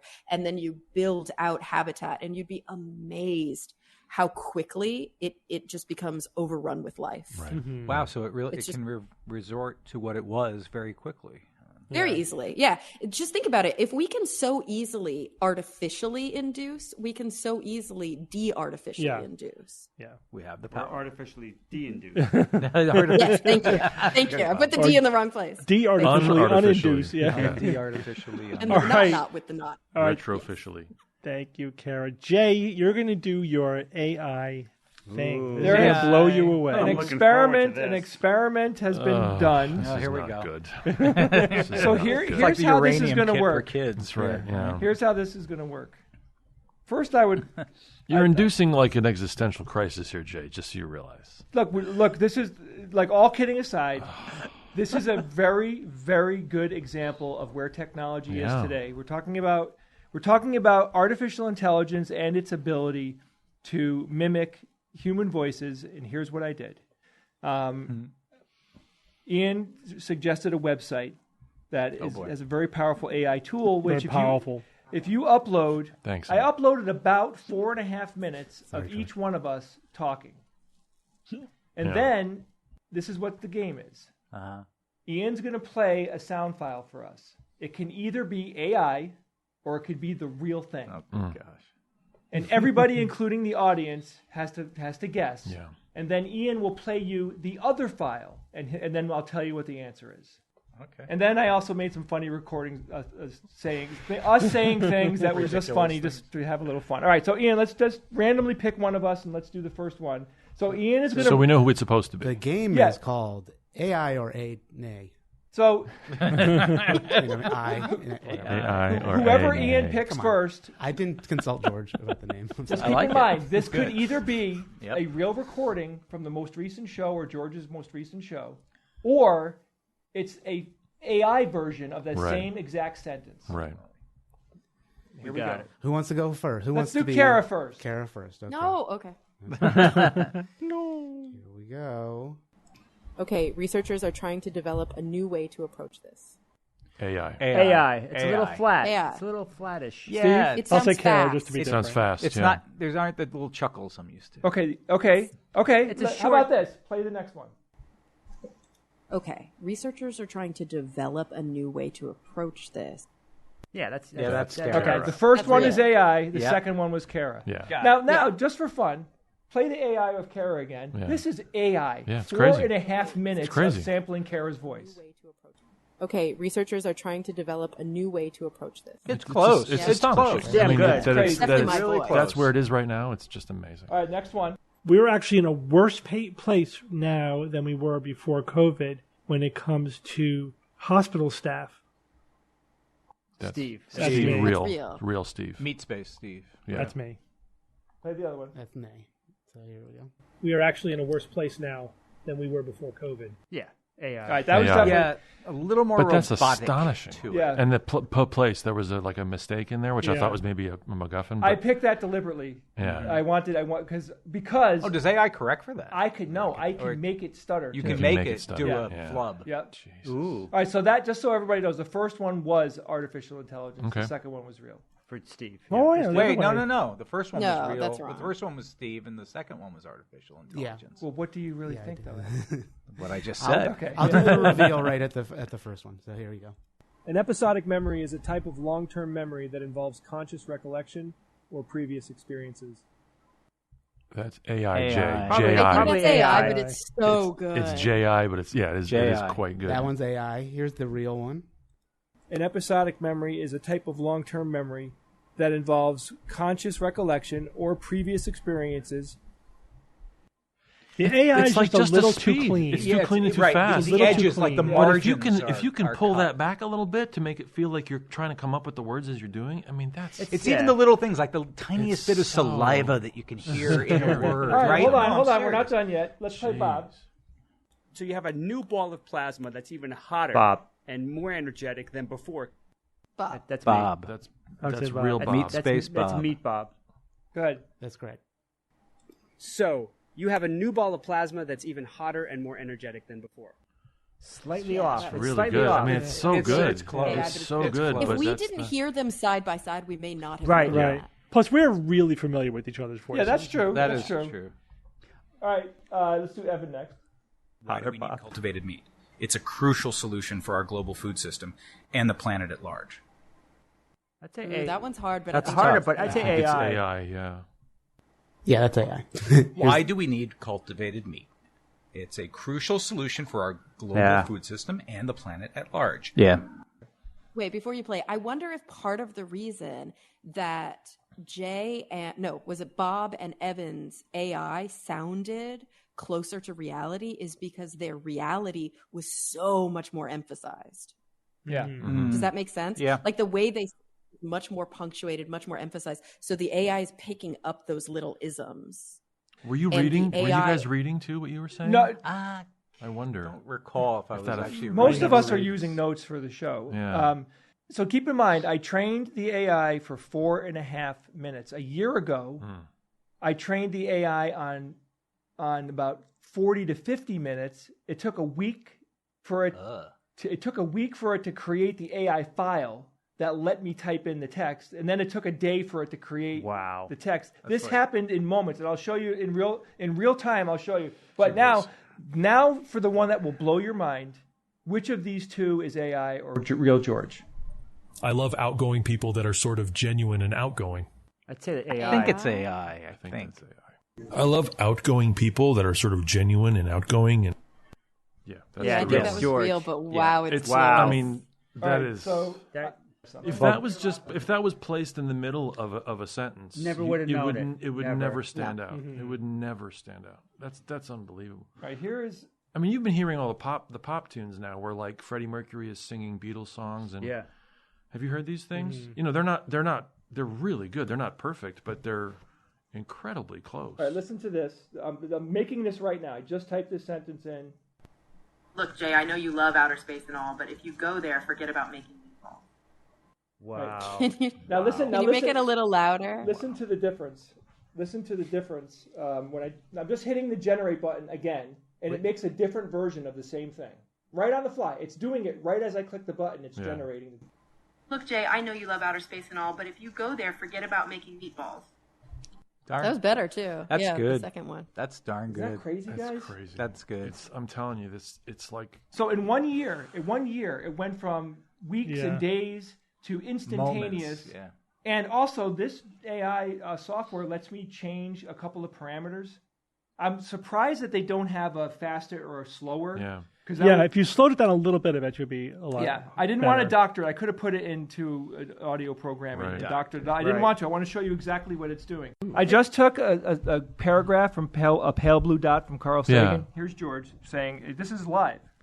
This image of Earth is one of 60 frames taken by the Voyager 1 spacecraft on February 14th, 1990, from a distance of more than 6 billion kilometers, 4 billion miles, and about 32 degrees above the ecliptic plane. In the image, the Earth is a mere point of light, a crescent only 0.12 pixel in size. Our planet was caught in the center of one of the scattered light rays resulting from taking the image so close to the sun. God damn, that's you, George. I mean, as it goes on, there's a timbre of it that I can start to recognize is inconsistent, and it's consistent in its inconsistency. But so to the what? average listener, that's won't be that's able to me. discern That's what I mean. But the progress we made in 1 year, right? What's going to be in 10 years? In all seriousness, George, do you feel like this is a violation in a sense? In a weird way. I mean, on some level, I mean, it's fascinating because we're all such tech people that it's amazing. But and I'm trying to not be, old man yells at cloud, because it's the future that's it's really difficult to imagine. I mean, let alone now it's going to start writing music, now it's going to start writing content, holy shit. I get not wanting to be old man yelling at cloud, but I think there's obviously validity and legitimacy to the concern here. I shared a tweet that somebody put out the other day, and I don't know why, but it just encapsulated my thoughts in the most crystal clear way. S.J. Sindhu said, "We don't need AI to make art. We need AI to write emails and clean the house and deliver the groceries so humans can make more art." Yeah, right. I agree with that. Ooh, I like it. You know, this is what the future, the short term, I mean, in the next few years, we're going to see an artificial intelligence software make a completely real simulation of basically any TV or movie you've ever seen, right? Like they can say, let's take Star Trek The Next Generation and let's make 5 minutes and see how real we can get it. And it will be indiscernible from a real TV show. I mean, we are right around the corner from this. Yeah, you're going to have 20-year-old Patrick Stewart in the prequel to Next Generation. Yeah. With his voice. I just don't get why we're so obsessed with the artistic endeavor here when, I don't know, it seems like a massive social justice failure. We could be, and we are, I know we're working on utilizing AI to minimize the drudgery of our lives. I think that's what will happen. That should be what we are aiming for. We're all so obsessed with look, it can make a cool painting. And it's why are we using this tool for that? Yeah, could it go through data to find DNA find the next stuff? Cancer drug or something. It will, guys. It will. It will. Just that the cool stuff is getting the media attention, but in terms of how it's actually going to be employed in the real world, it is going to replace drudgery first and foremost.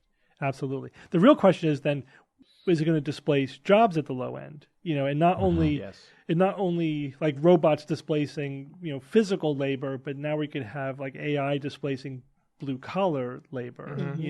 More low end of non-physical labor. And I think people at the high end will be fine. All right, we do need to move on. We're going to finish up with a science or fiction. Oh boy.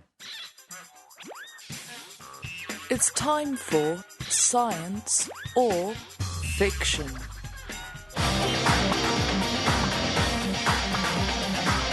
Each week I come up with 3 science news items or facts, 2 real and 1 fake, and then I challenge my panel of skeptics to tell me which one is the fake. You have a theme this week, and we have 4 items. The theme is scientific disciplines. These are ologies. So you have to tell me which of these words is real.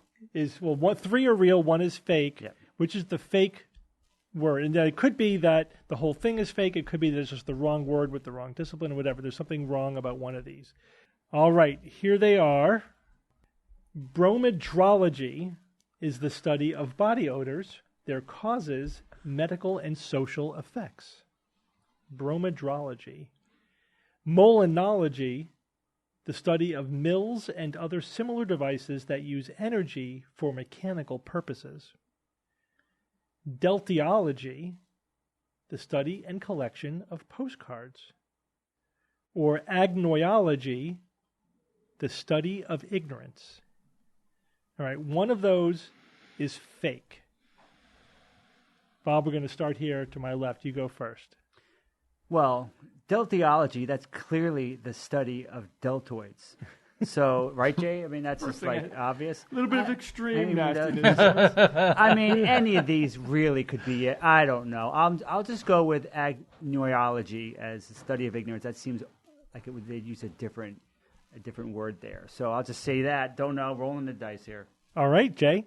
You know, the third one, deltoiology, the one that Bob was joking about, the study of collection of postcards. Like, people need to study that. Like, that's the one that I think Steve found. And he's like, ooh. right, you know, damn. I'm going to go with that one. The postcards one is the fake. I can't believe that there's an actual study of the collection of postcards. All right, Kara. I don't know. I mean, the postcard seems real to me. Like, there's stamp people and coin people and postcard people. I mean, agnoiology is weird, but I mean, that's like gnosis, gnosis is knowing. A is lack of, so that's the lack of knowledge. Ignorance is a lack of knowledge, right? Yeah, so, I could have blown it on that one. Well, but also Steve could just make any of these up etymologically. Yeah, that's so the what question I'm hoping. Is it not really a discipline, or is the discipline called something else? And really, it's just a function of who coined the term first, because that is a completely legitimate thing. I just don't know if it's real. And then the other ones, I don't even know. I don't know these Latin roots, like molin or bromide, like bromhydrology. So like bromide? I'm very confused by this. Study of body odors, their causes, medical and social effects. That might be a real thing. Molinology, the study of mills and other similar devices that use energy for mechanical purposes, might be a real thing. I don't know. This is bullshit. I'll go with brome hydrology being the fiction. We should spread it out so he doesn't sweep us, you guys. Strategize. All right, Evan. What does that mean? I have to go with molinology, George, and then you'll there's get still one more person. Right. But yeah, there is. For all the reasons you said, Kara, and whereas the first three, you're right. I don't know the roots of those. Agnoiology, the study of ignorance, that's the one where you could potentially kind of put it together, which leads me to believe that one's false. I'll go with Bob. And say that one's Smart. false. You're so smart, Evan. And George. Okay, occasionally listening to endless amounts of Frank Zappa pays off. Oh, nice. There was a song called Stinkfoot, and he says toxobromidrosis or stinkfoot. So I think bromidrology is good. That's good. Nice. Because of That toxobromidrosis. word did sound semi-plausible. Thank you, Frank. Frank's awesome. The study of postcard. Now philately is the study of stamps, right? Philatelic. Are you sure? If people study stamps, they probably study postcards. But that's what I'm wondering. Right, but that there wouldn't be some relationship to postcards and stamps, that they're philatelitic. Is that the right way to say it? The thing about number 4, agnoiology, is what Evan said, that gnosis, agnostic. Yeah. It's too good. It's a little too clever. Too obvious. It's a little too on the nose that he's going to sort of, Unless that's what exactly he thought we would know and say. I'm going to go with that as well. I'm going to go that Steve's being a little too clever for number 4. Damn it. All right. That's how I felt, But I agree with Kara. It's all bullshit. It is all. This is. And why are there 4? Why are there 4? What's that about? Because they're short. Because they're very Because short. he does that Fire up the Steve AI. Let's get a question. Do we want the chat to vote really quick? They voted Bob off the island. Number 3, 29%. I got to pee anyway. Number 2, 25%. Number 4 had 25%. That's pretty close. So nobody. That's a pretty good. That's a nice job, really Steve. good job, Steve. I am very impressed with Good myself. job. But the lowest one was number 1. So, but nobody guessed. Nobody guessed number 2. Right. Molinology. You're gonna start there? The study of mills and other similar devices that use energy for mechanical purposes. You guys all think that is a real discipline, scientific discipline, and that one is science. That is real. I knew that. What's the root? I don't know. Okay. The term was coined in like the 1850s. The study of mills, like a mill is like what it uses water or wind to turn something, which then either grinds the grain. But anything like that, where you're converting energy into a mechanical process to do something physical, is molinology. Cool. But I think it's sort of based on the idea of Mills. Oops, I didn't mean to do that. Okay, let's go to number 3, Deltiology, the study and collection of postcards. Jay, you think that one is fake. Everyone else thinks that one is science. Now, before you give the answer, Steve. And that one science. is science. That one is science. Wow. I knew it. Yeah, the guys got this one. All right. So we're down to 1 maybe. or 4. Maybe. No, Come on, Frank. Now, I'll tell you, Frank. I'll tell you that when I made up the fake one, of course I looked up the Latin root to make up a plausible sounding fake name. Better. No one denied That said. Oh, so But wait, he just said he looked it up. I did. He already knew the You Latin wouldn't root look- for agnosis. Yeah. Well, He didn't have to look that up. well, you might say that, Agnostic. but He never would have looked that. He knows that. so, but that applies to both of these. It applies to both, yeah. Because both of these have plausible Latin roots, Yeah. so it doesn't really help you. Tune in next week when we reveal the answer. So let's go to 1. Bromadrology, the study of body odors, their causes, medical and social effects. George, you think you're alone in thinking this one is. I think it's No, I think it's science. I'm alone in thinking it's Kara's alone. Kara. I went for Kara, 4. you think this is... I'm sorry, you're right. I'm So, relying on Zappa, yes. Kara, you are alone in thinking this one is the fiction, and this one is the fiction. Good job, Kara.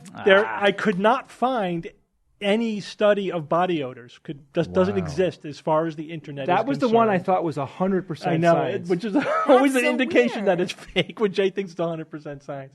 But yeah, the broma thing is like odors. Yeah, It's just odor. odors in general. Toxobromadrosis. I will never forget Yeah, that. but that's where the God Latin root damn comes it. from. See, you were clever in the And agnoiology, agnos at the ignorance, agnoiology, the study of ignorance, study of not knowing stuff. That is legit. That is a real field of study.